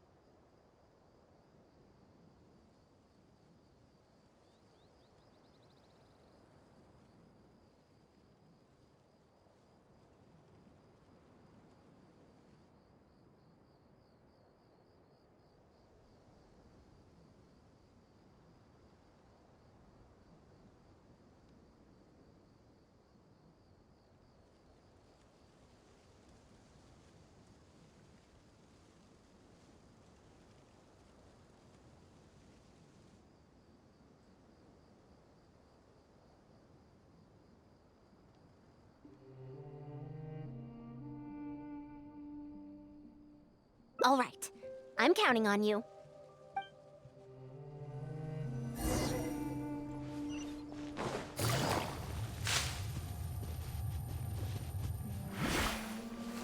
Take it easy.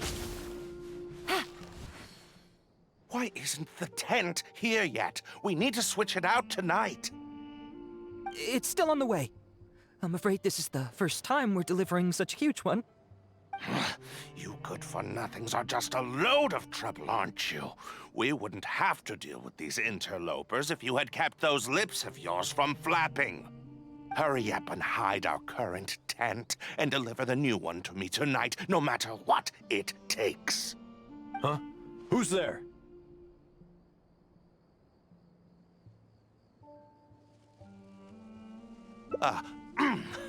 I'm sorry. I'm just a bit upset because my subordinates aren't doing their jobs properly. When did you get here?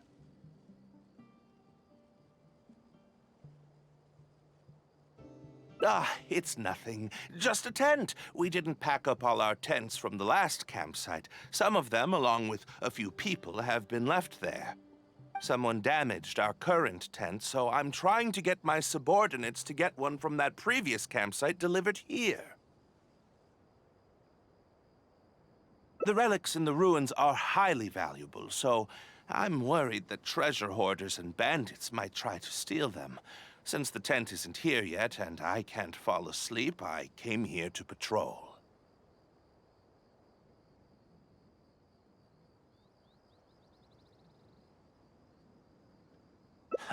Well, these things are antiques after all. There will always be people interested in buying them. I hired so many people precisely because I was worried about that happening. Speaking of which, I'd like to ask, is the Academia really aware that you've traversed through the desert to come here in the middle of the night? Also, where's Faruzan? Why isn't she with you?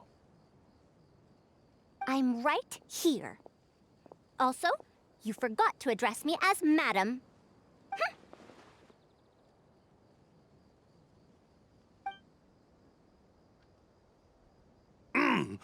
Sorry, Madam Faruzan. You were all making so much noise that I couldn't sleep, which is why I got the Traveler to find out what was going on.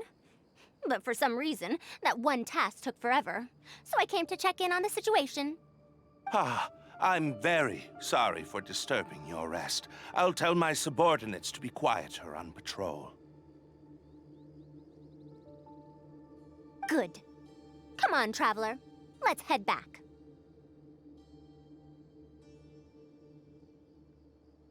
Yes, we came to check out the situation, didn't we? Well, we've already done that. We should get better rest so that we'll have energy to investigate tomorrow.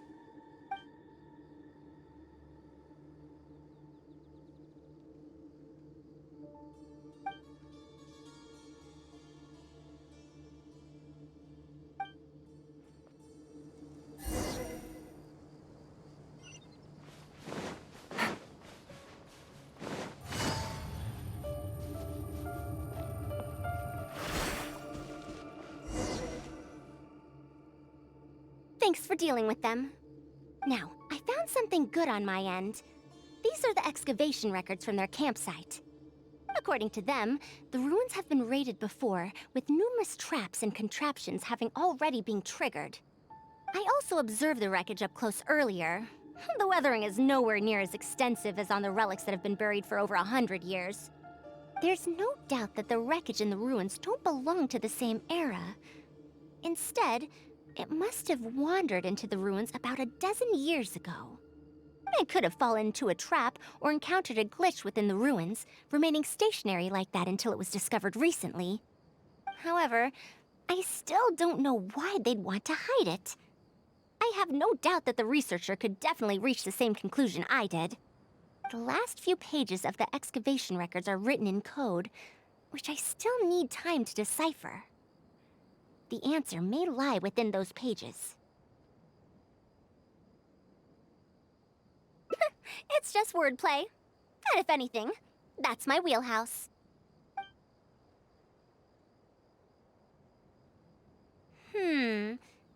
Just a bit more. I see now. Help! Please help! Why are you running away? Come back! Protect me! What's that sound? Is it?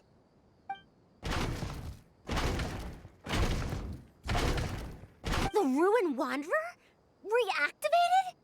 That's impossible! Is this the work of some kind of hidden mechanism? Never mind. We have to focus on saving lives first. I'll cover them. You go stall the Ruin Wanderer.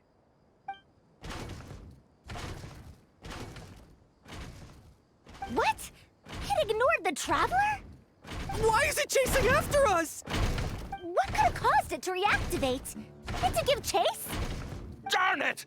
Hey, come on, you lot! It's clear that we can't escape, so let's just attack it!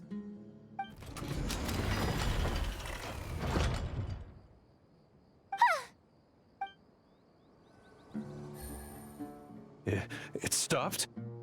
Hey, you guys, get up there and tell me what's going on!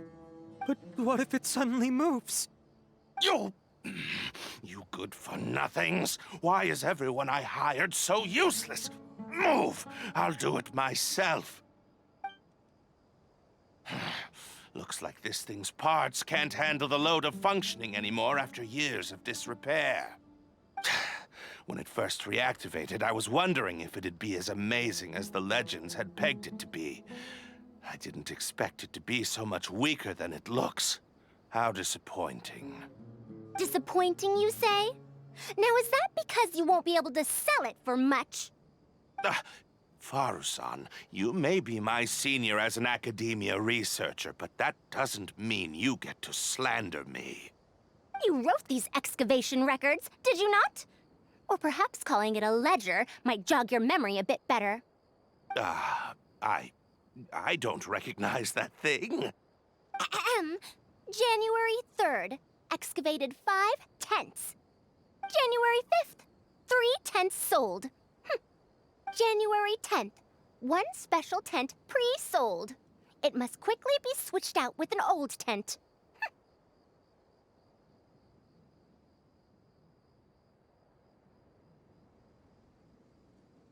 You're supposed to be an archaeological expedition team, and yet here you are, secretly selling the relics and profiting from it. When you believed that you had found the wreckage of the Ruin Wanderer, you tried to switch in wreckage that you had excavated previously to pull the wool over the Academia's eyes. After all, there would probably be many wealthy buyers interested in purchasing the legendary Ruin Wanderer in the black market, yes? And then we arrived just before you could finish your work. That forced you to speed up your plan, and you tried to complete the switch overnight before I could investigate the wreckage. In your haste, however, you accidentally activated the Ruin Wanderer instead. Did I get that all right? I don't know what you're talking about. You lack the curiosity befitting a man of knowledge, nor do you have respect for mechanical life forms. You're not fit to be a researcher. Ridiculous. Curiosity? Respect? I'm not here to hear you preach. Hey, we're leaving. Mr. Aid!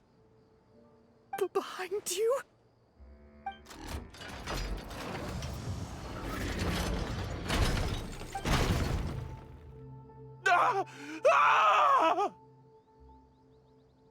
Why is it moving again? Run!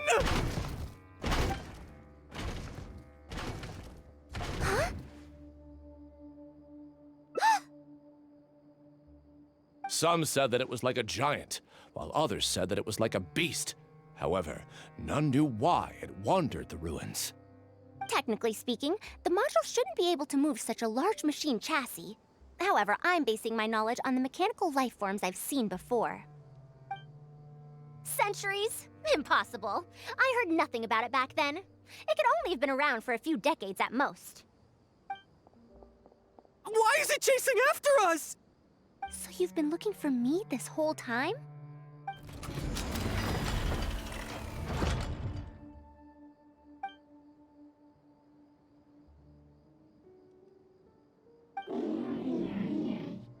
Long time no see, Tamimi.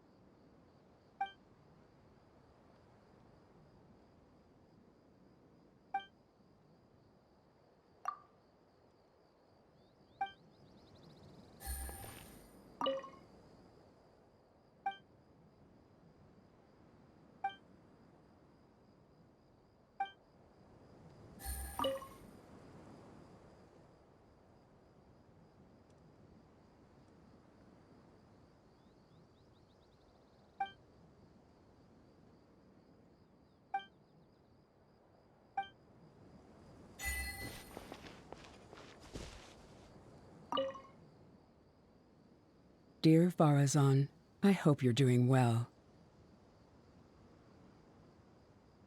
It has been over 20 years since you went missing. People from the academia keep telling us to give up and that you're most likely dead. But somehow, I feel like you're still alive. Yes, that you live still in some corner of this world.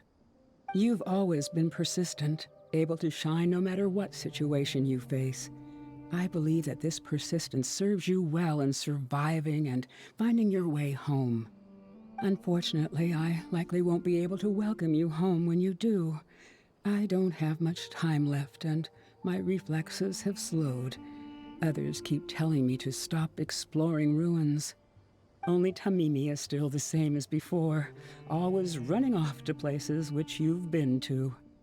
Your teacher and friends came up with an idea to remodel Tamimi so it can search for you in our place. You didn't like coming home back then and would always get Tamimi to send a letter back. Now we're leaving a letter with Tamimi. I wonder if it'll ever be delivered to you. I don't know the answer to that question, but if you ever read this letter, I hope it'll be when you've already found your way home. I regret not being able to say this to you myself, but I'll still feel sincerely happy for you, my dear daughter. Welcome home, Faruzan. Look at you, Tamimi. You've changed so much after all these years. Thank you for waiting for me all this time. I've safely received the letters. Your work is done now. You can sleep.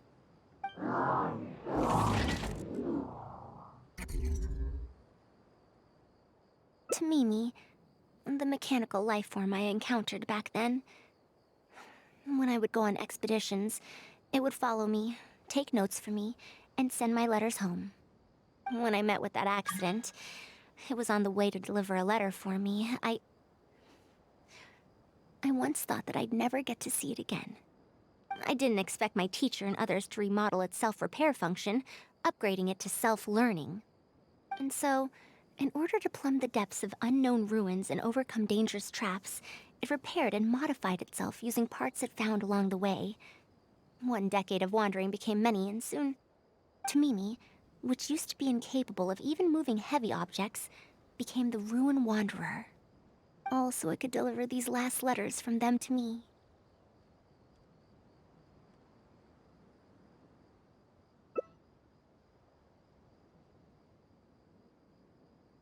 The strain to support such a huge body must have turned out to be too much for your heart, right? Even after the remodeling, its restitution module still can't function perfectly in perpetuity. It has been pushing itself beyond its limits over the past few decades. Just like a living being, mechanical life forms have a limited lifespan. It probably became trapped in the ruins all those years ago because its shelf life had run out. It most likely only reactivated because it detected my presence. And then it mustered up everything it had to deliver that last letter. Now, it can finally rest in peace.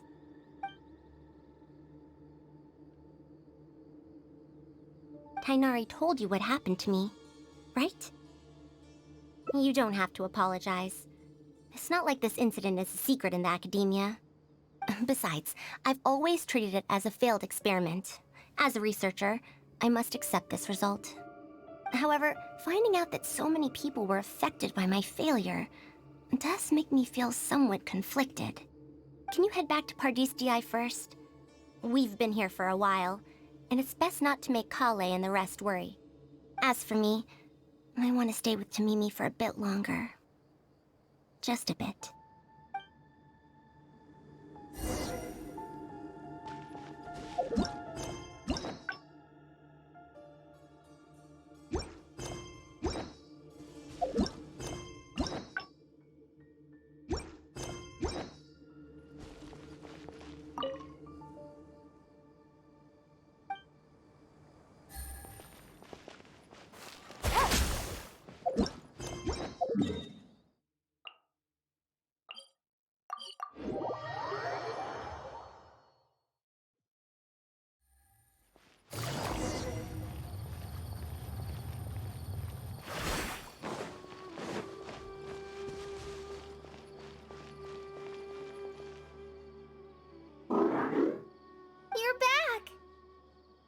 How was your journey through the desert? Wait, where's Madame Faruzan?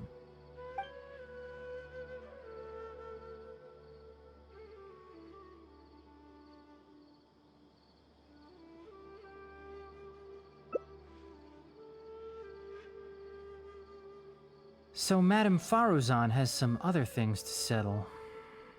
Alright. And to think that Raid was doing all of those things on the sly. It's good that you all got out of that situation in one piece. Madame Faruzan will be able to repair Carcado when she gets back, won't she?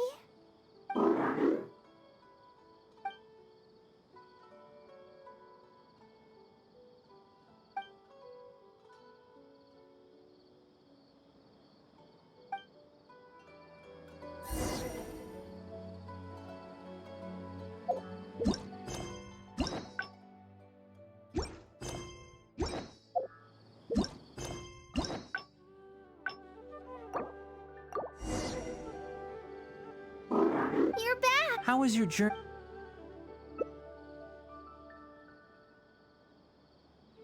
Oh no. She finally got to reunite with an old friend from 100 years ago. But As a researcher, she could perhaps accept it. However, as a friend, a student, and a daughter, we should give her some time.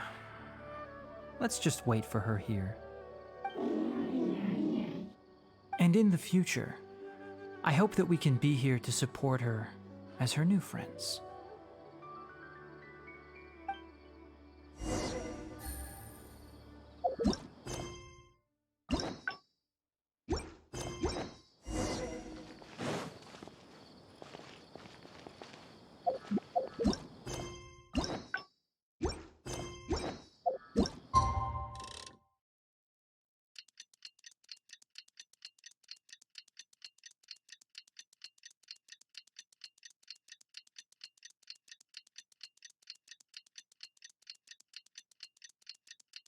I'm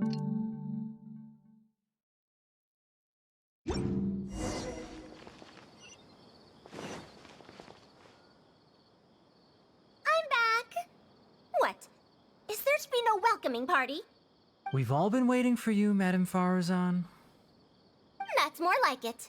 Now, here are some components I brought back from the desert. Switch these out with the ones Carcata is using right now, and it'll be back in ship shape. Huh?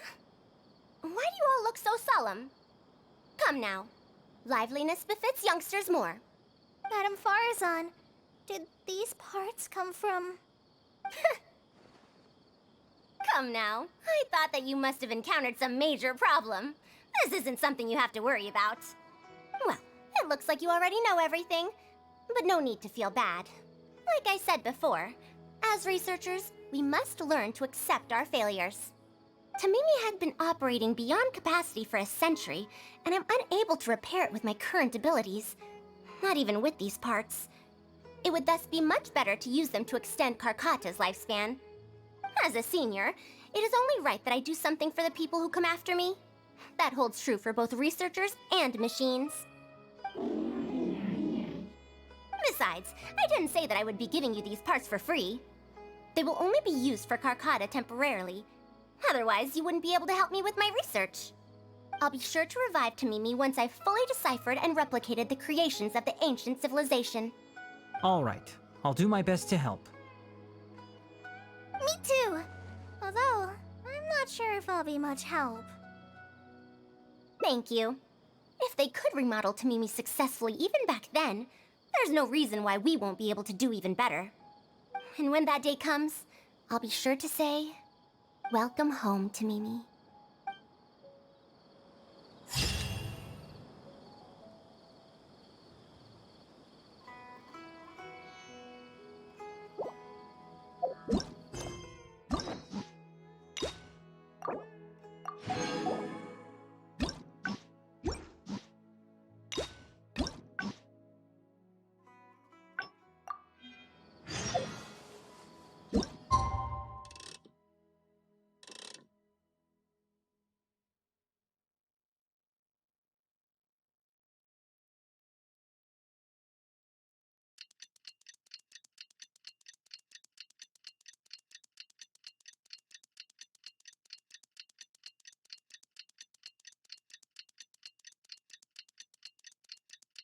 I'm back! What? Is there Madame Faruzan? We're over here! That's more like it. Now, here are some components I brought back from the desert. Switch these out with the ones Karkata is using right now, and it'll be back in ship shape. So this is a relic of an ancient civilization? Unbelievable. Thankfully, it didn't end up in Raid's unscrupulous hands. Unscrupulous, huh? Sounds like you already told them what happened. Is that so? Thank you. We will talk about everything else later. It's nothing. I've already given all the evidence we have against Raid to the Academia. They're going to be very busy. Too busy to bother us, I'd wager. I'll start repairing Karkata then. Kale, can you help me out? Of course!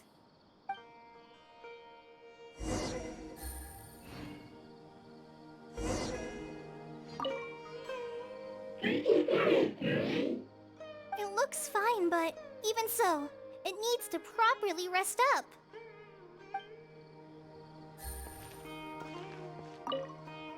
Faruzan went out after repairing Karkata.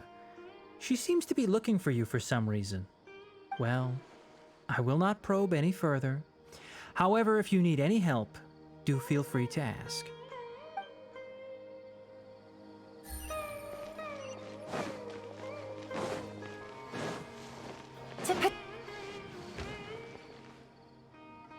Ah, you're here. Thank you for keeping Tamimi a secret. If I tell them about Tamimi, will they still feel happy for Karkata? Even if we could convince them to accept the components, they'll probably still feel bad about it. I don't want my past to affect people in the present.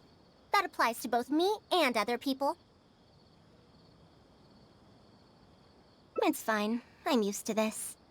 I once believed that I'd never hear from my old friends and family ever again. Even their faces are getting hazier in my memories.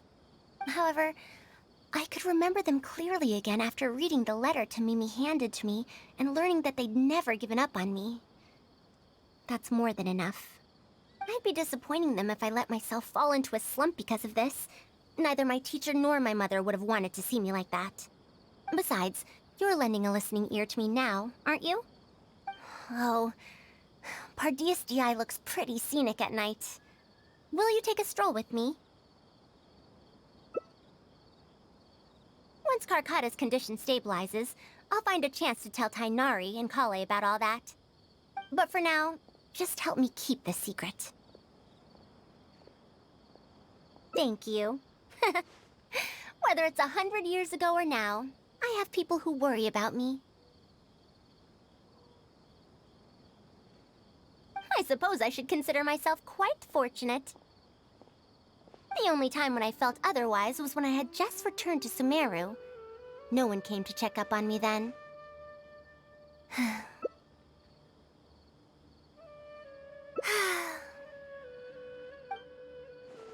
Yeah, I'm home.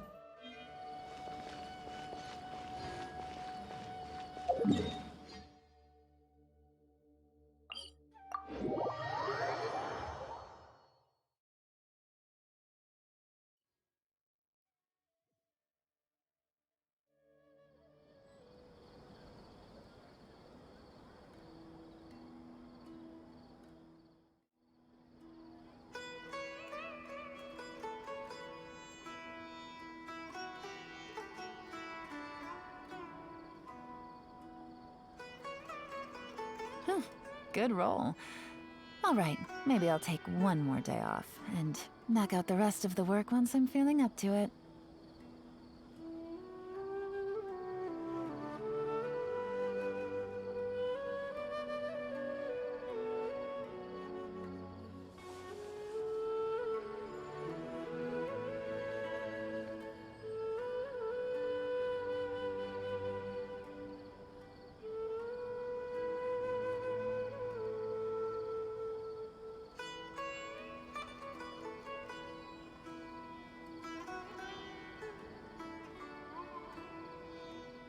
I got a new letter from an informant. Looks like the situation has changed again.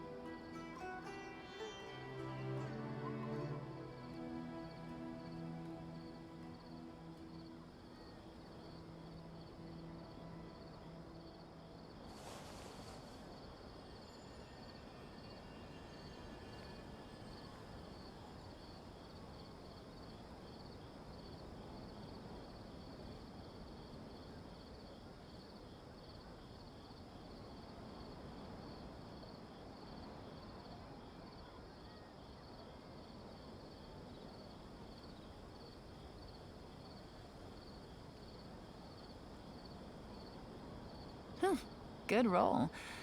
All right, maybe I'll take one more day off and knock out the rest of the work once I'm feeling up to it.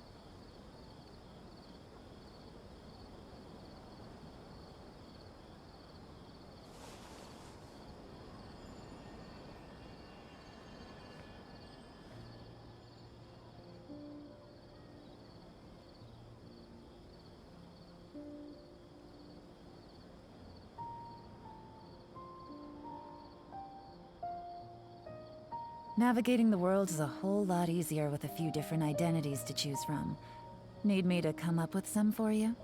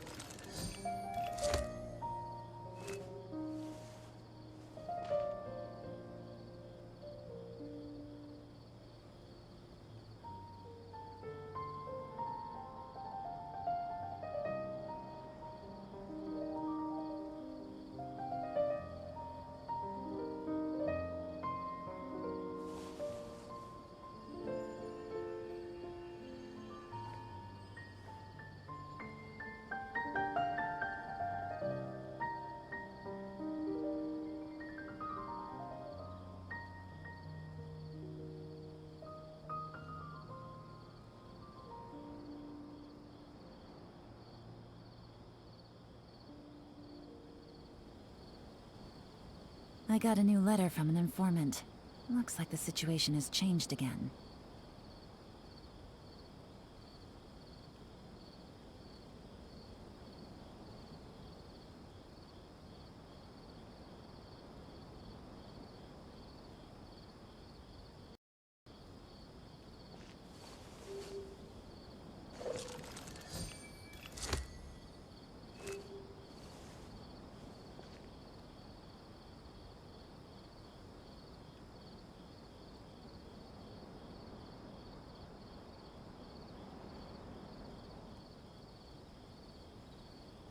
Navigating the world is a whole lot easier with a few different identities to choose from.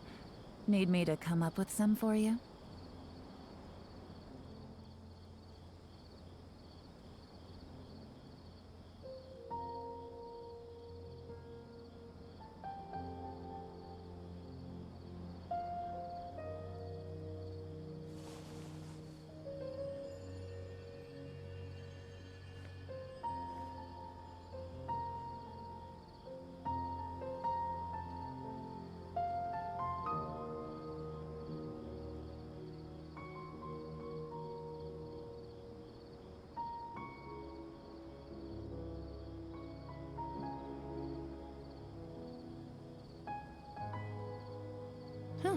Good roll.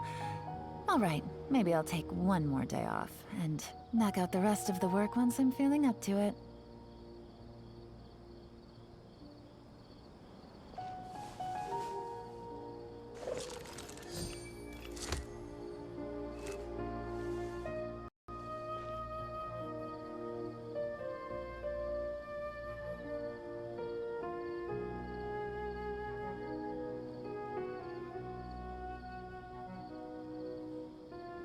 Navigating the world is a whole lot easier with a few different identities to choose from.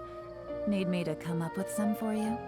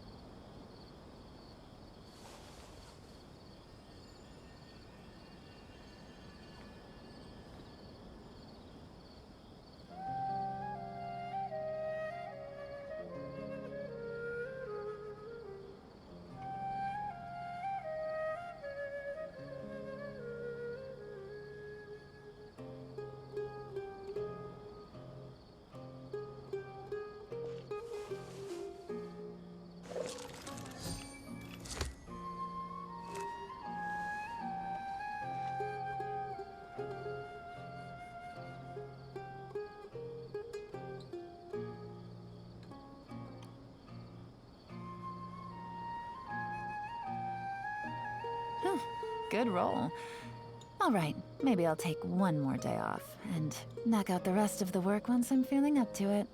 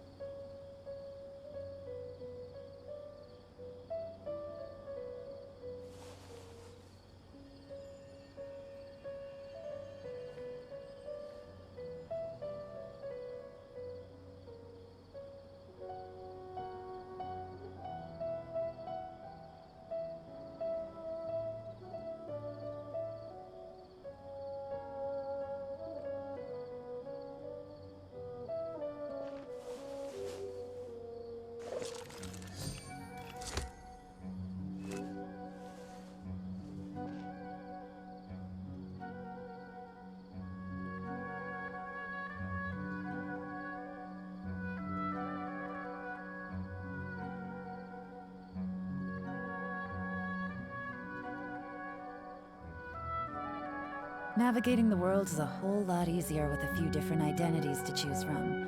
Need me to come up with some for you?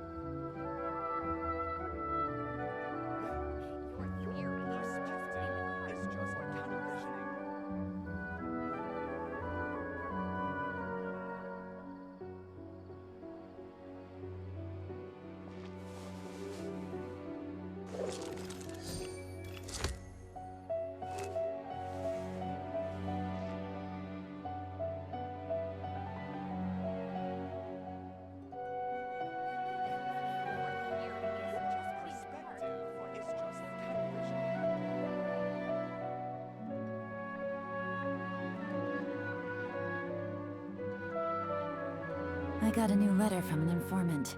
Looks like the situation has changed again.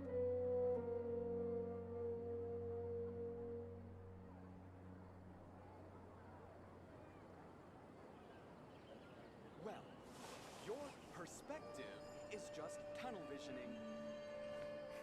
Your theory is just putting the cart before the horse.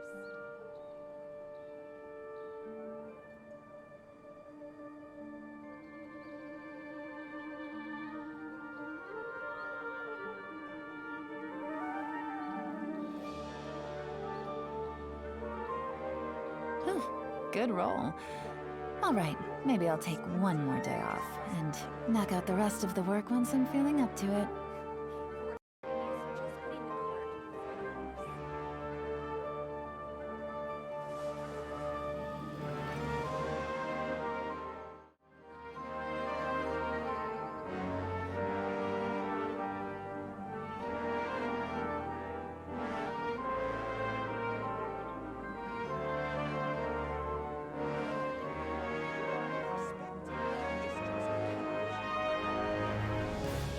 I got a new letter from an informant.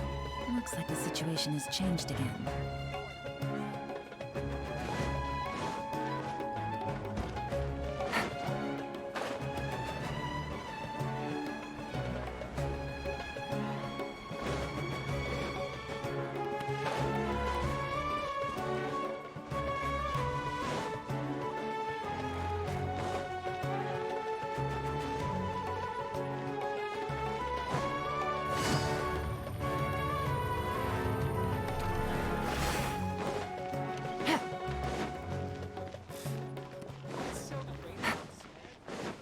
Take it easy.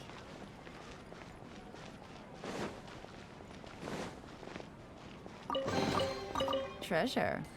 One way to draw your target out of hiding.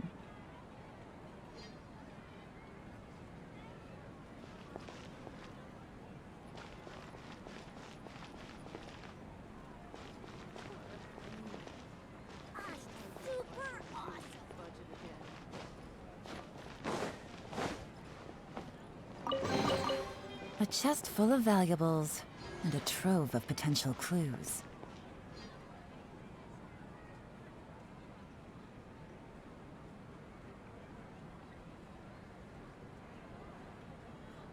Studying is far less fun than making money.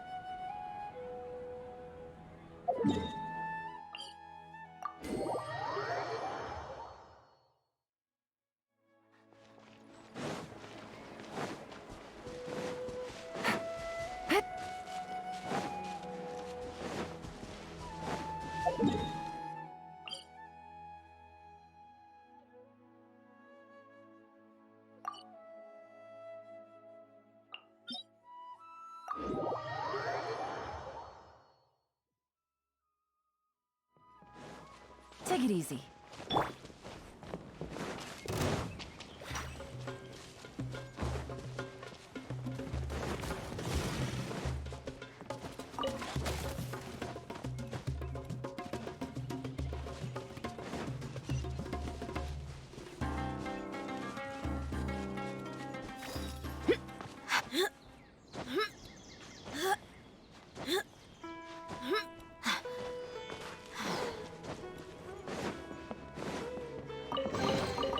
I could make a tidy sum selling some of this.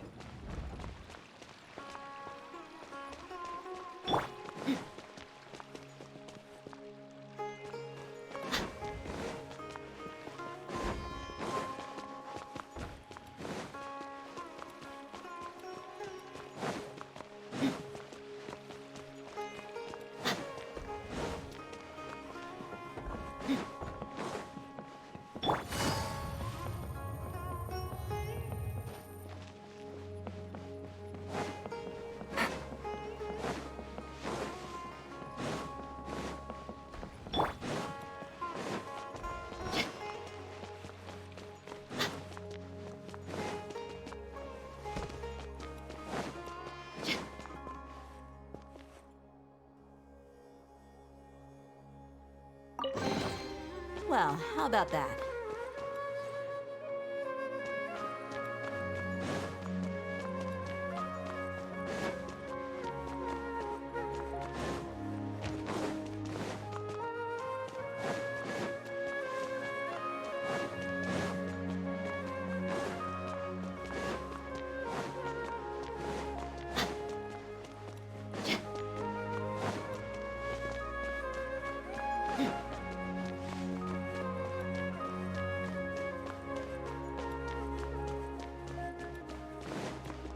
Let's get it on!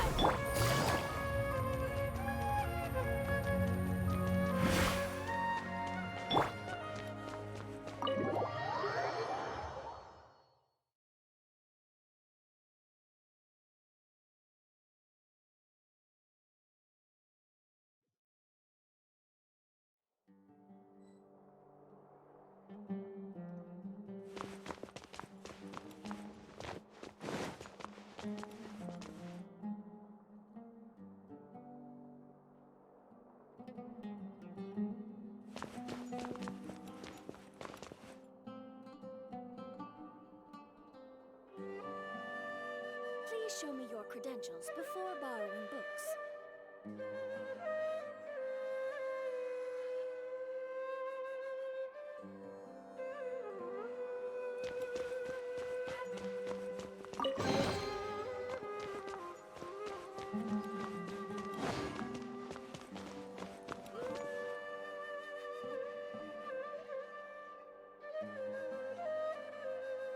Please show me your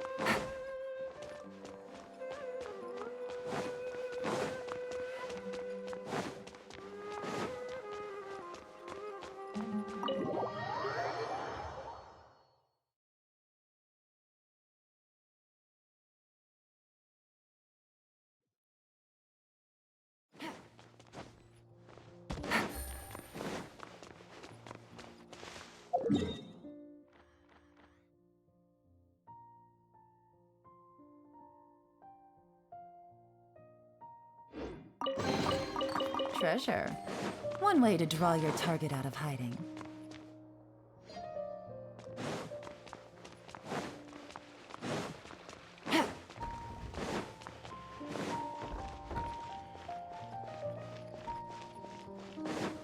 Take it easy.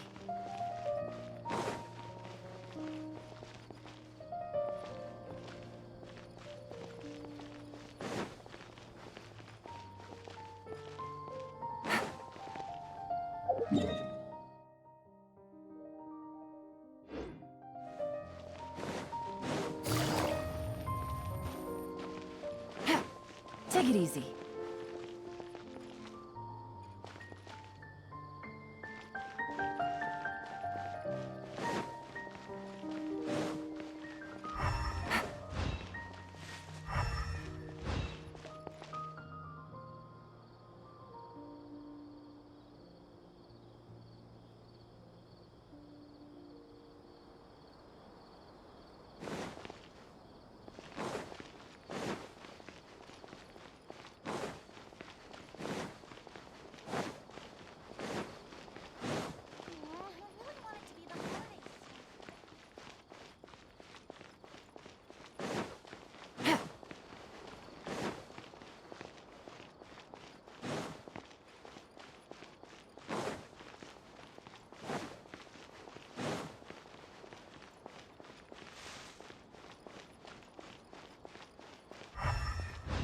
What if Tavad is round?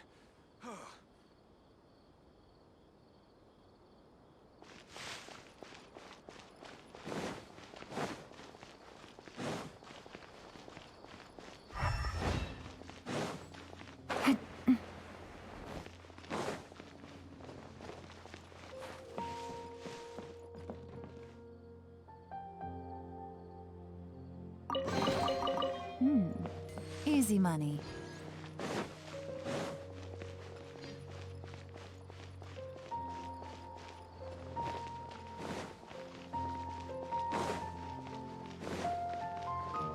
Take it easy.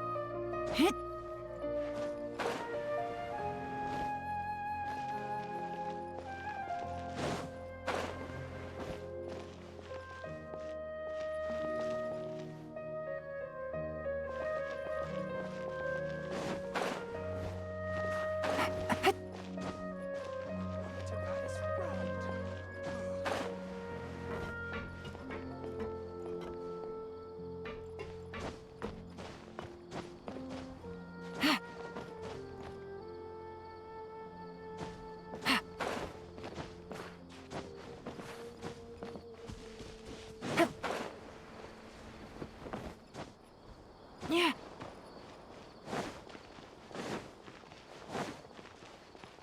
Take it easy.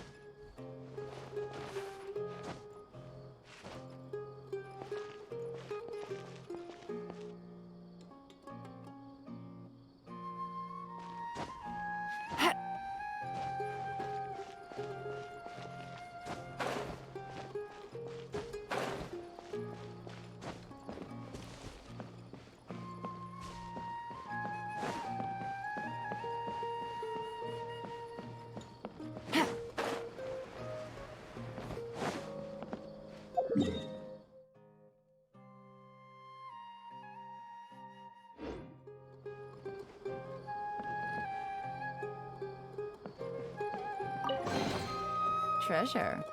One way to draw your target out of hiding.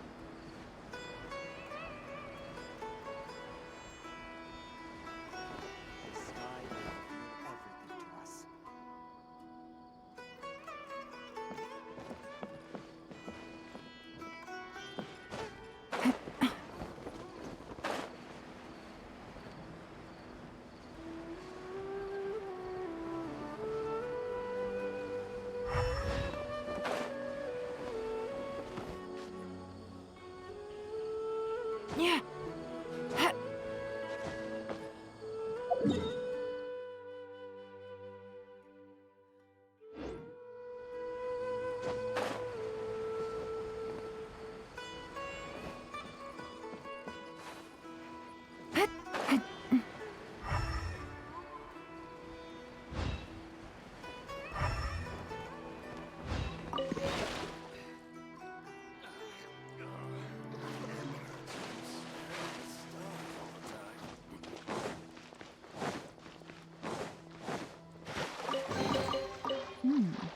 Easy money.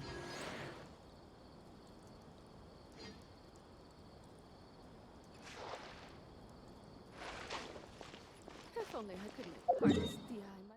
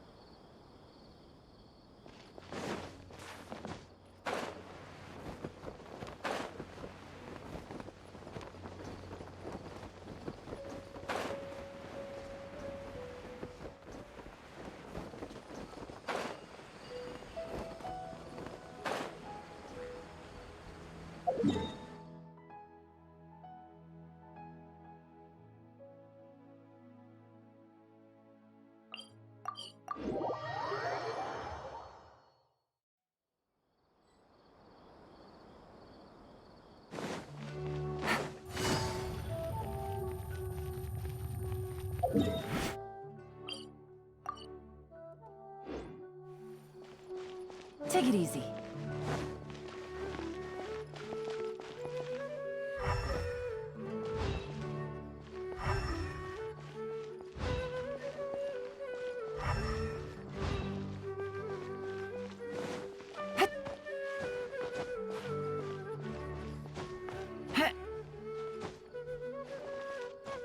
Yeah.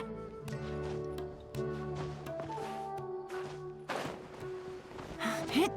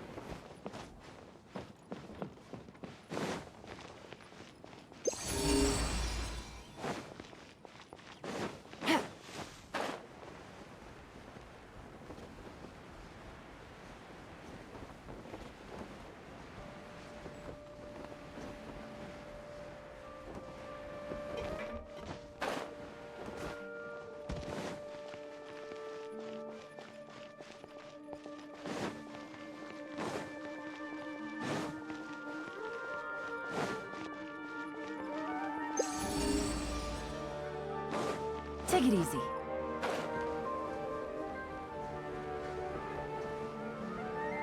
Hit. Easy money.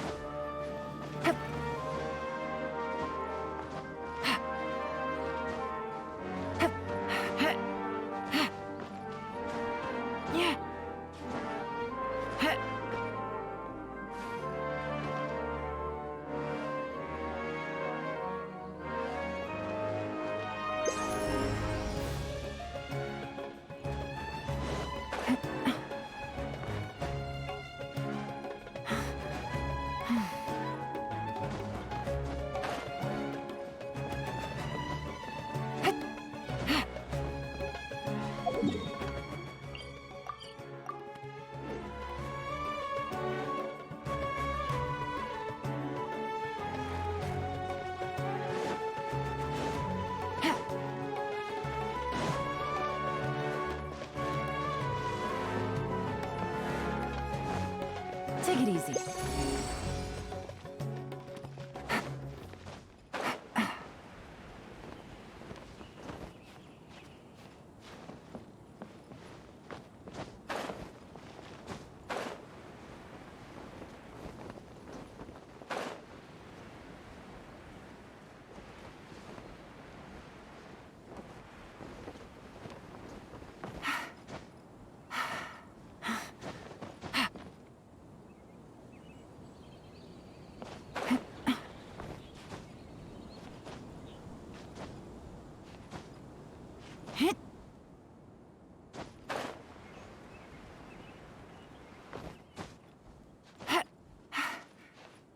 Yeah.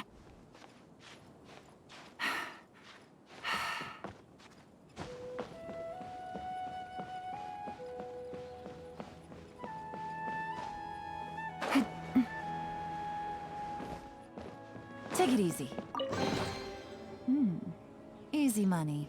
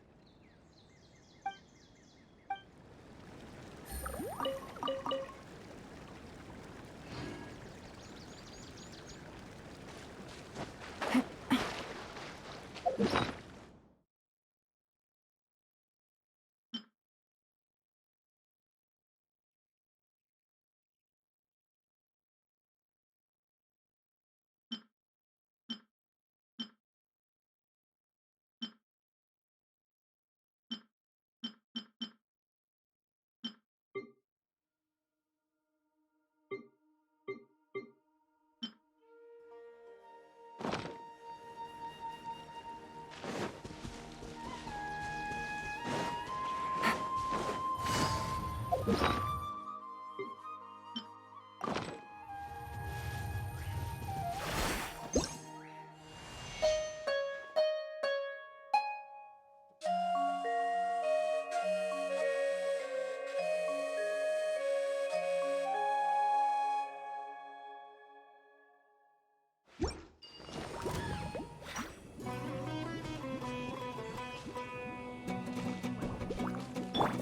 hold hands!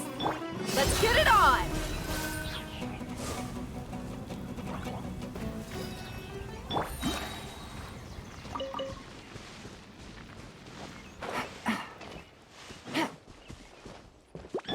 I see everything! Buckle up!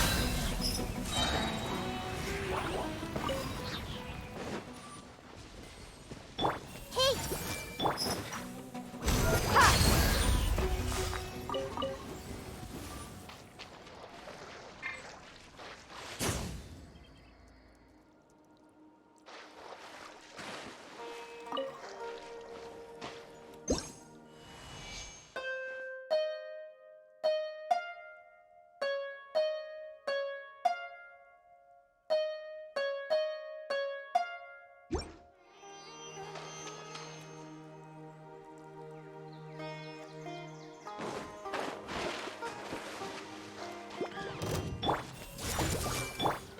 Let's get it on! Cha! Ha! Ha!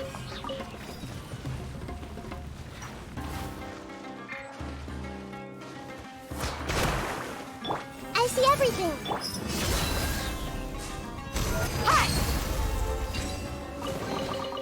I could make a tidy sum selling some of this.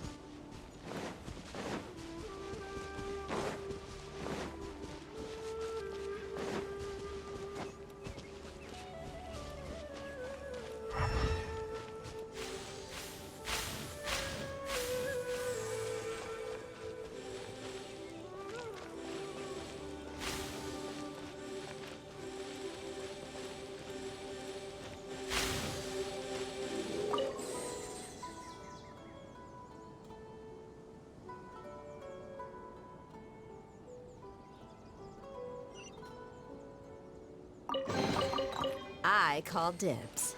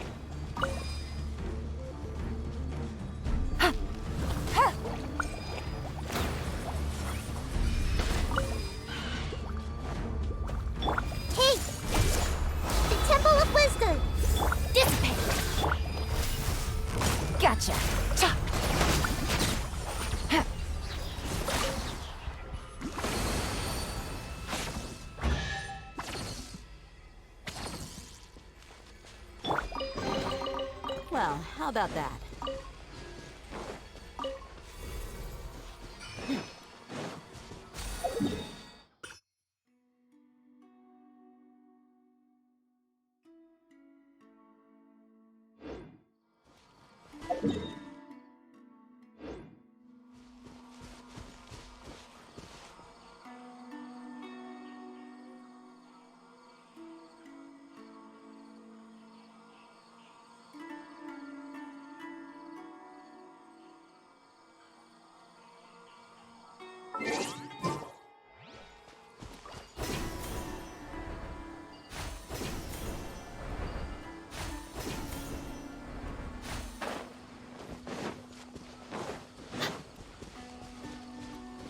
That's close enough. A new punching bag.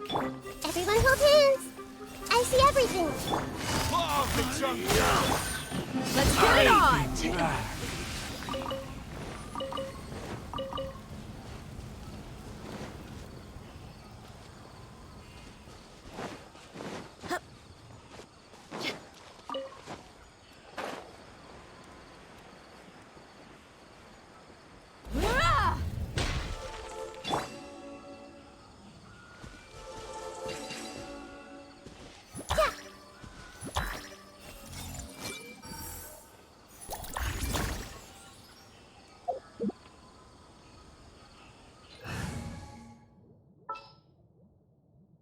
I'll ensure you're safe.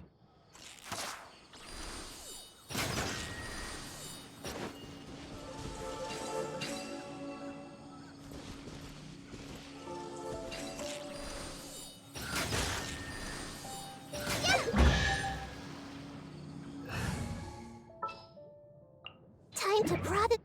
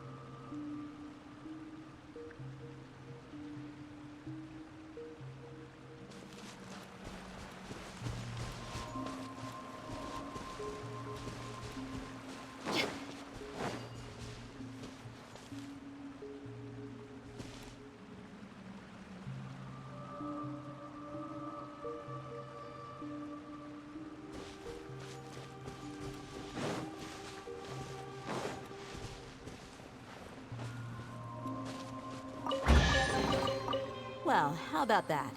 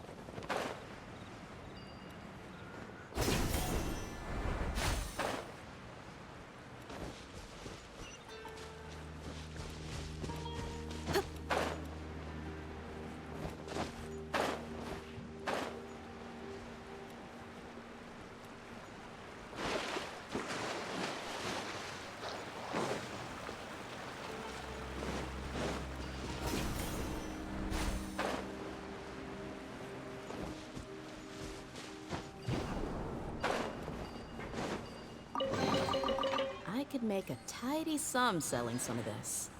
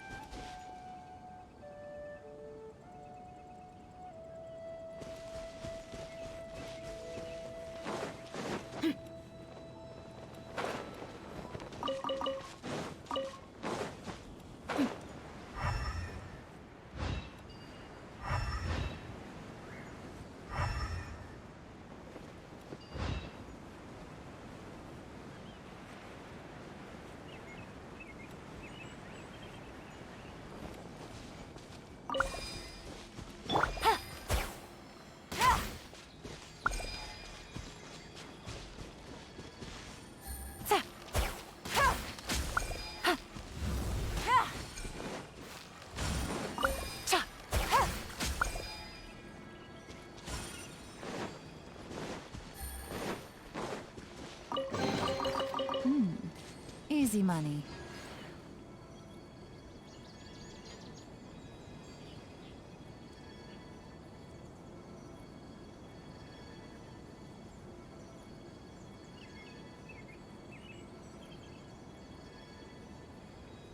Navigating the world is a whole lot easier with a few different identities to choose from. Need me to come up with some for you?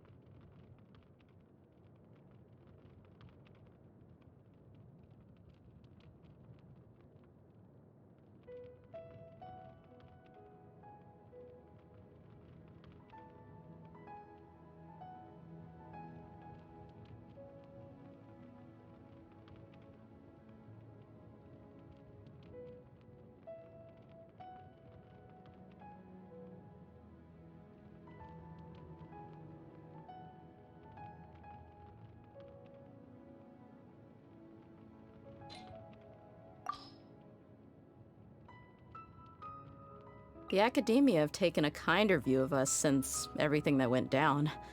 I heard that they even released a ton of new regulations to support the desert folk.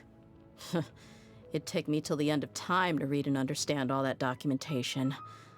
I just hope from now on, the Wall of Samiel will only mark the place where sandstorms end, rather than my folks' hopes and dreams.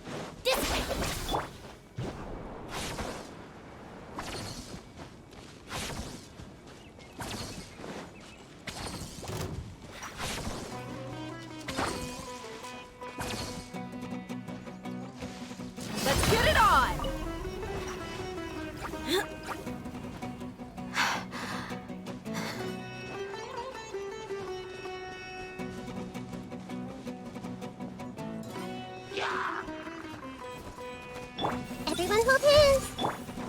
Look alive! Stand with me!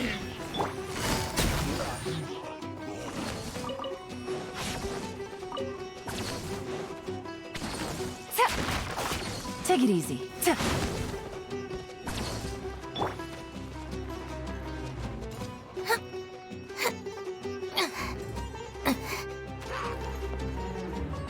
Hey!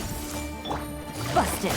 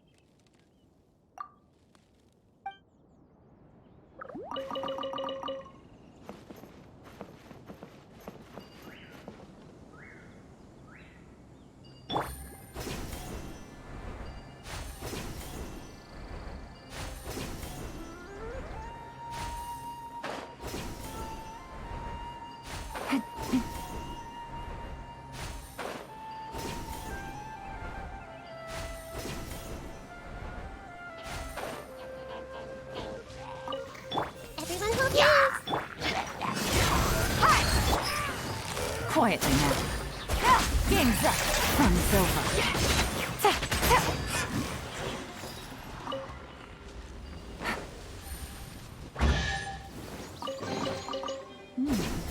Easy money.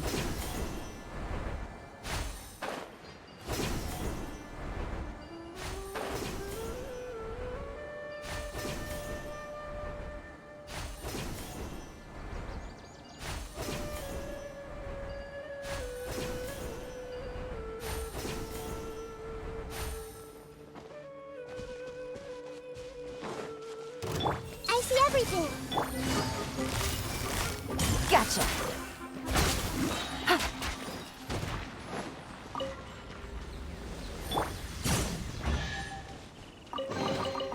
Well, how about that?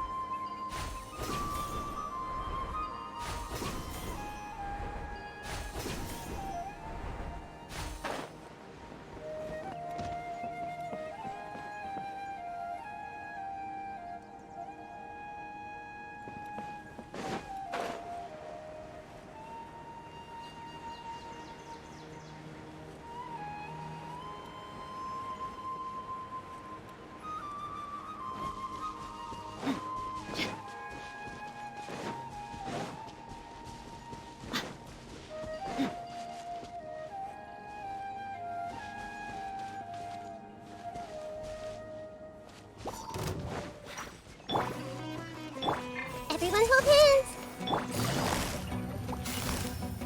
Busted. Take it easy. Dissipate!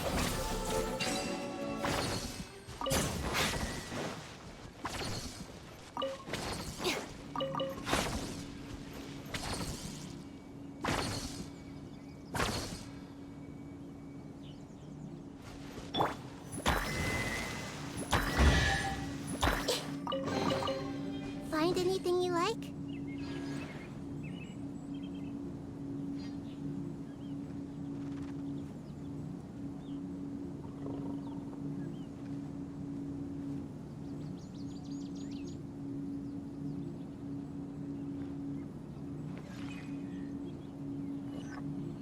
Let's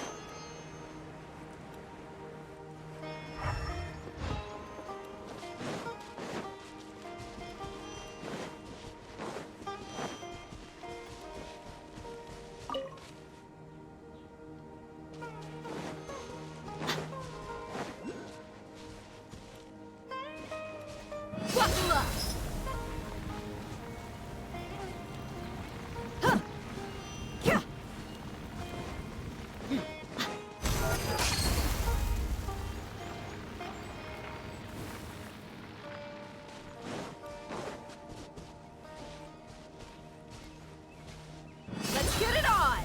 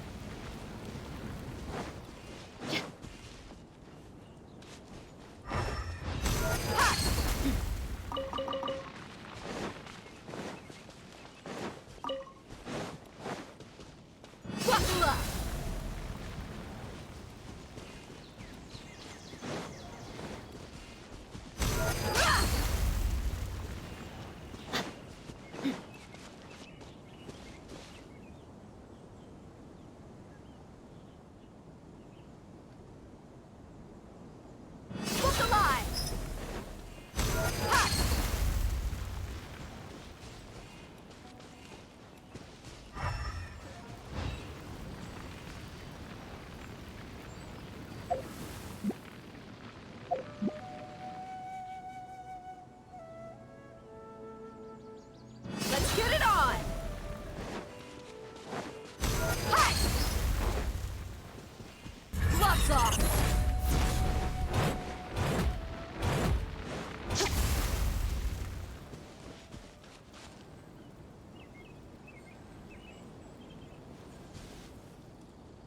Look alive!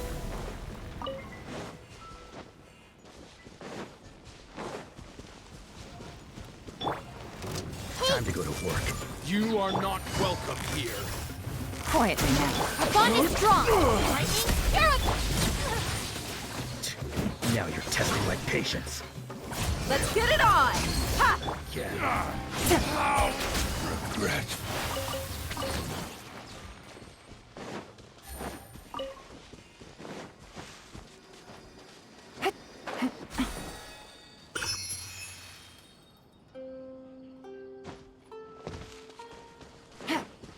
Take it easy.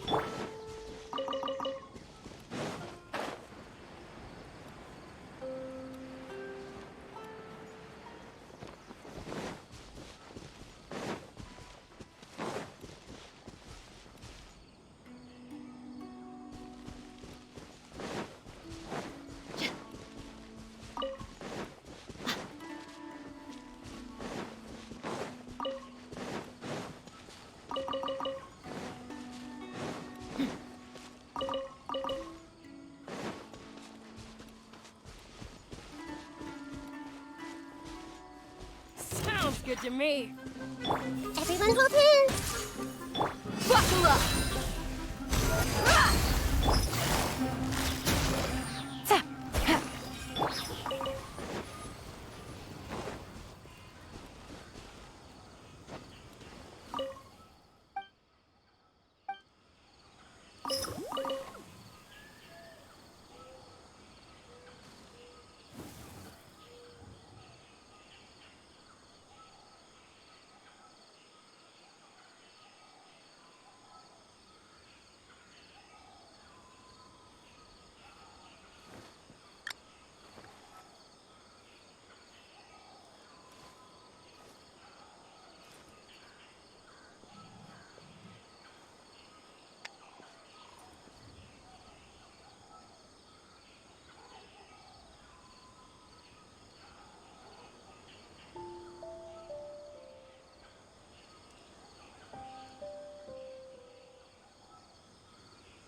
The desert's a tough adversary, but at least it doesn't hide anything. What you see is what you get, and whether you take on the challenge is entirely up to you.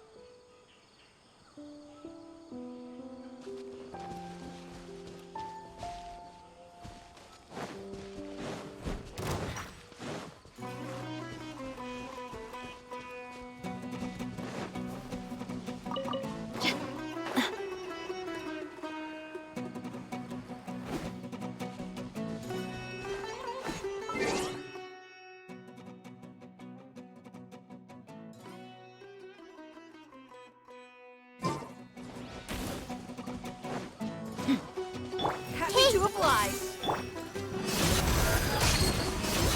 Ha! Dissipate.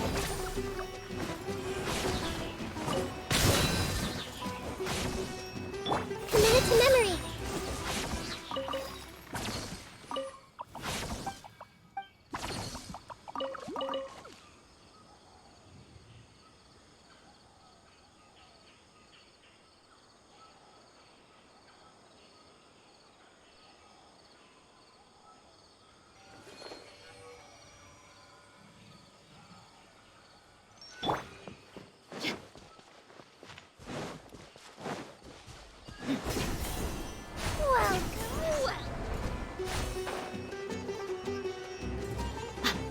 That's close enough.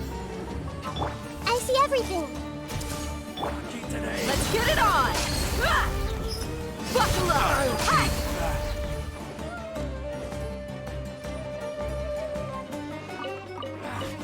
Feeling lucky today? Take that! Gotcha. Stand with me.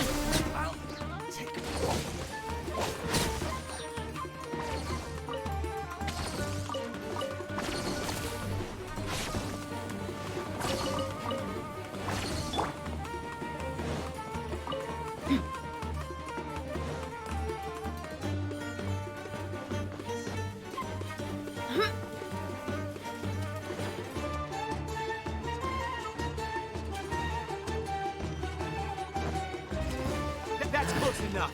New punching. Hey! Look alive. Hi. I'll be back.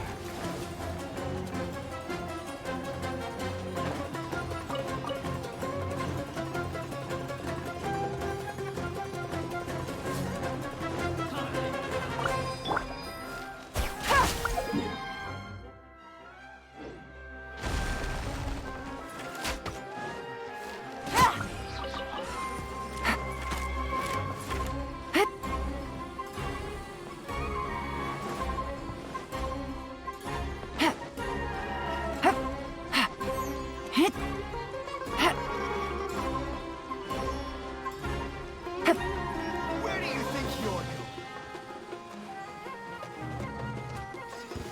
Happy to Everyone's oblige. New hands. punching bag. Hi. Our bond is strong. Busted.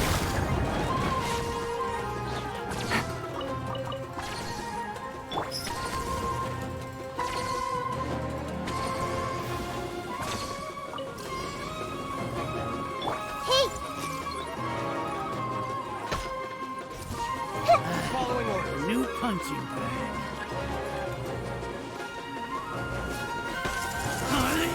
Gotcha. Things are about to get dicey. Let's get it on. Look alive. Ha. Stand with me.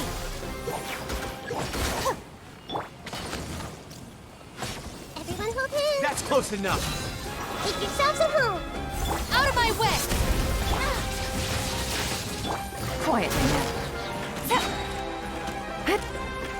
Here comes the cash.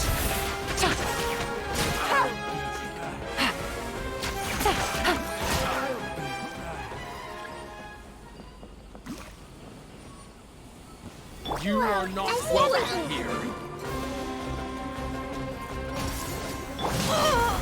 Buckle up! Hey! Look alive! You asked for it! I'm getting sick of this game.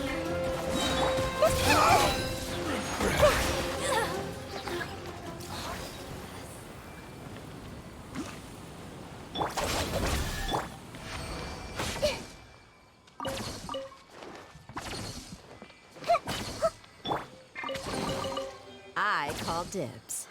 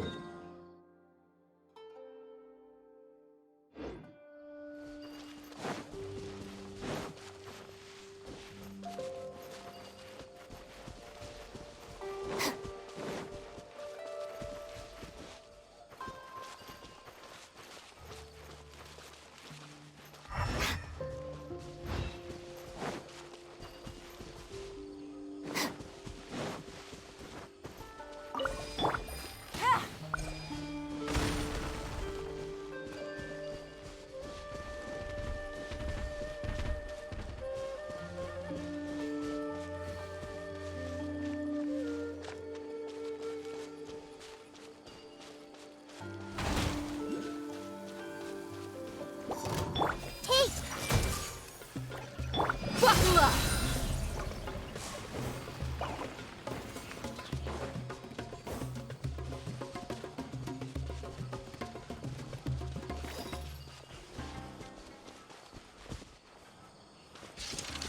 Everyone hold hands. Gotcha! Dissipate. Let's get it on! Ha! Look alive!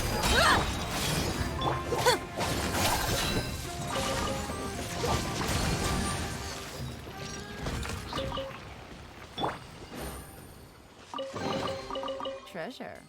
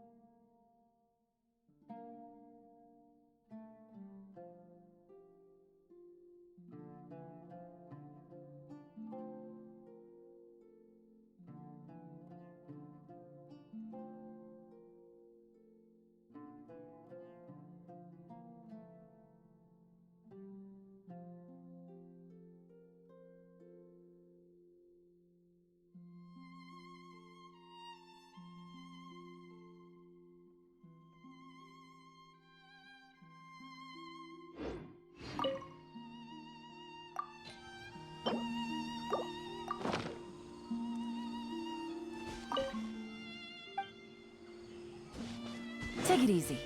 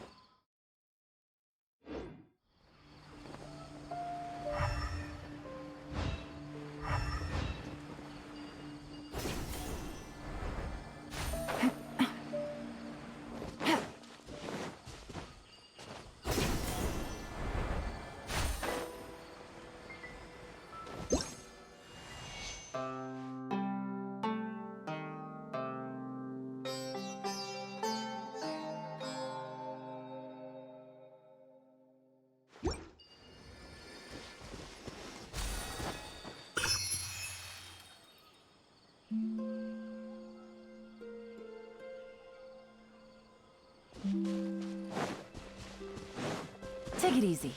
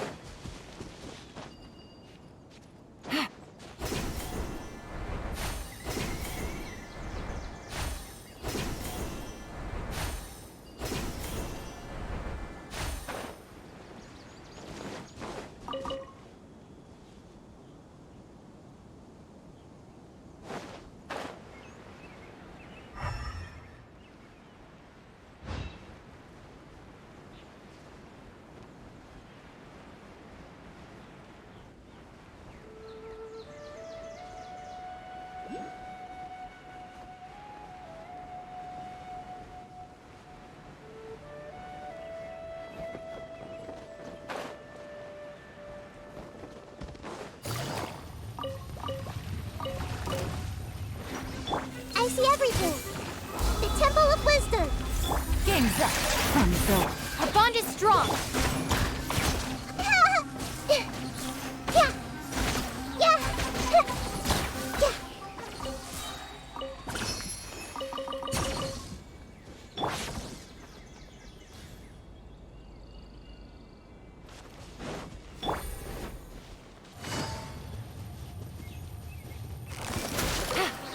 Pay your dues.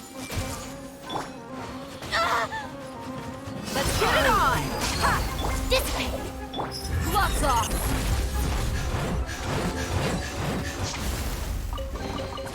I call dibs.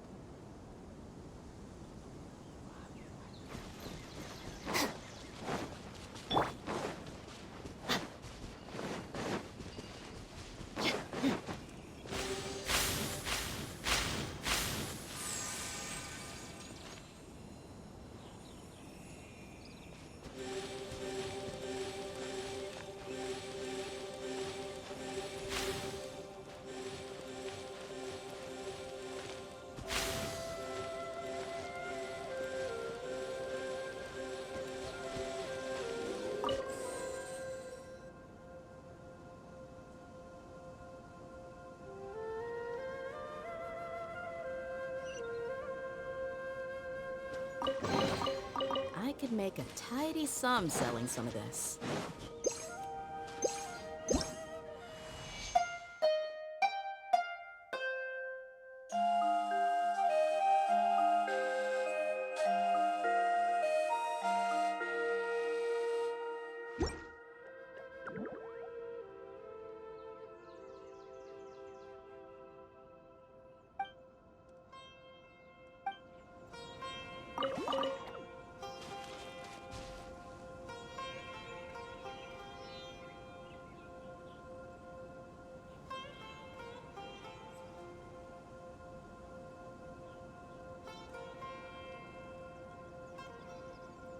My people are used to the desert life, but still, I hope that one day they'll be able to find an oasis of their own and leave the sandstorms behind for a better life.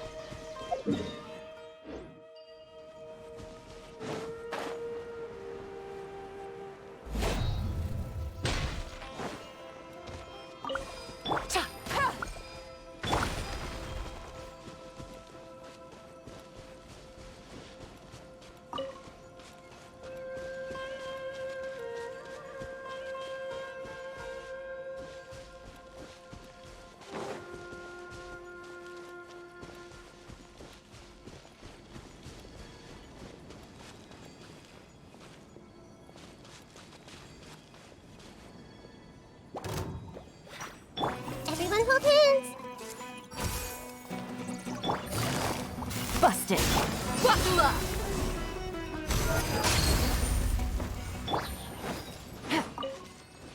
Take it easy.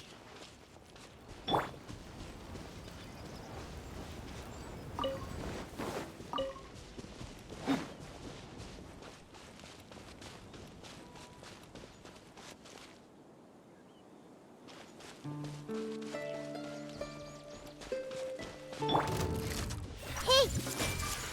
Sharing my knowledge! Things are about to get dicey. Stand with me!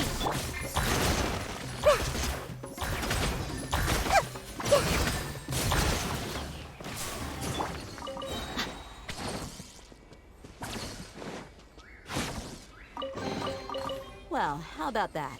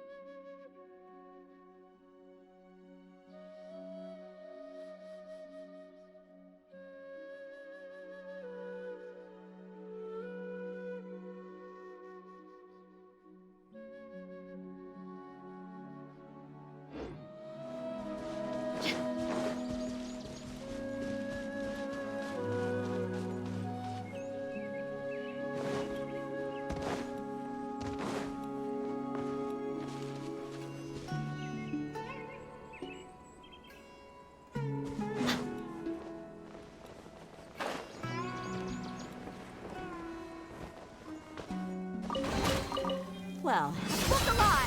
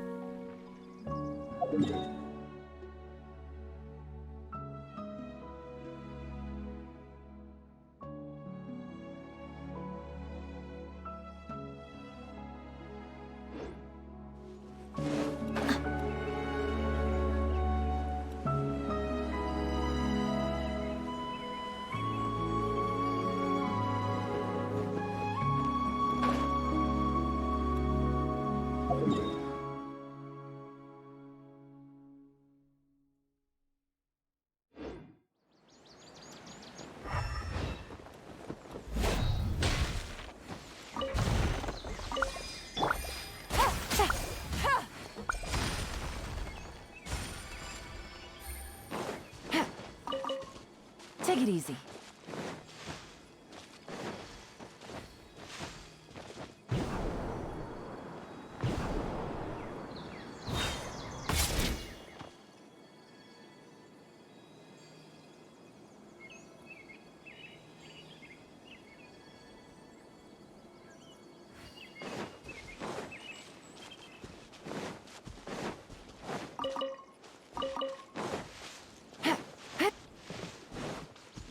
Take it easy.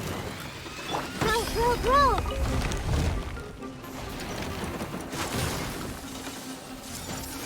Gotcha. Buckle up! Ha! You asked for it!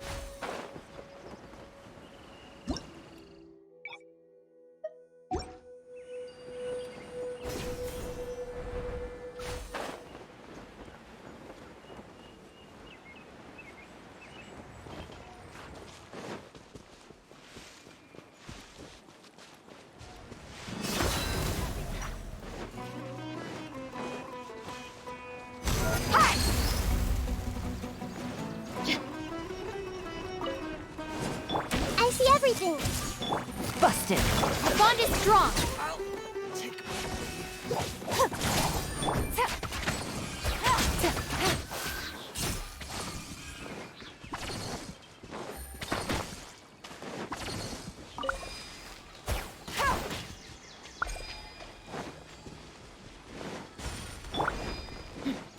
Look alive!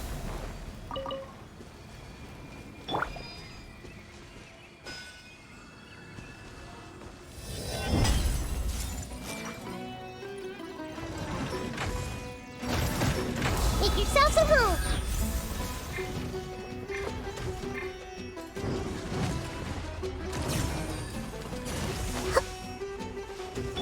Quietly now. Gang's up. Stand with me! Let's get it on! Buckle up!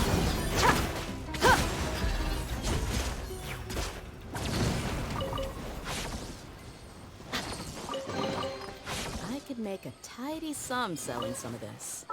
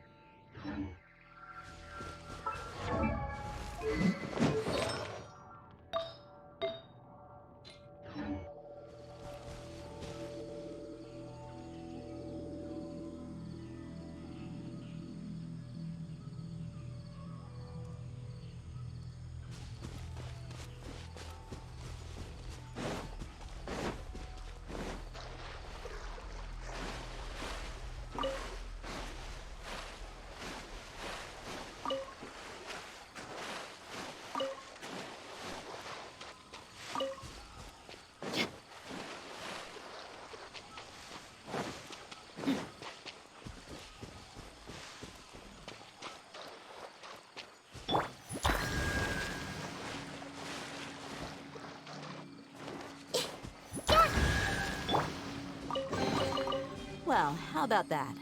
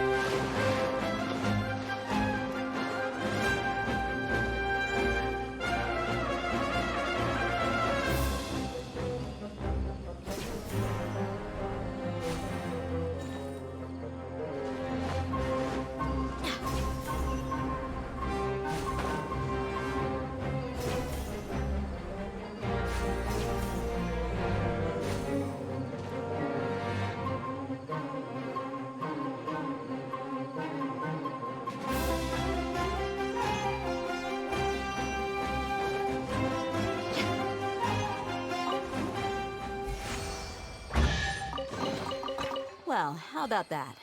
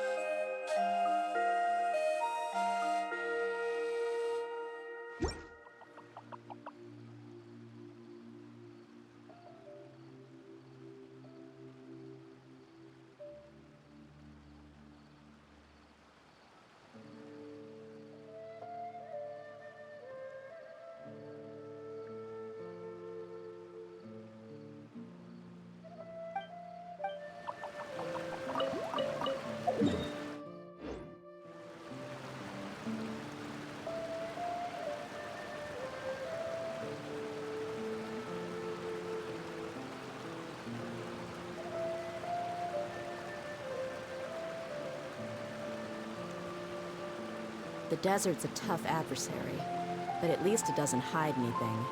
What you see is what you get, and whether you take on the challenge is entirely up to you.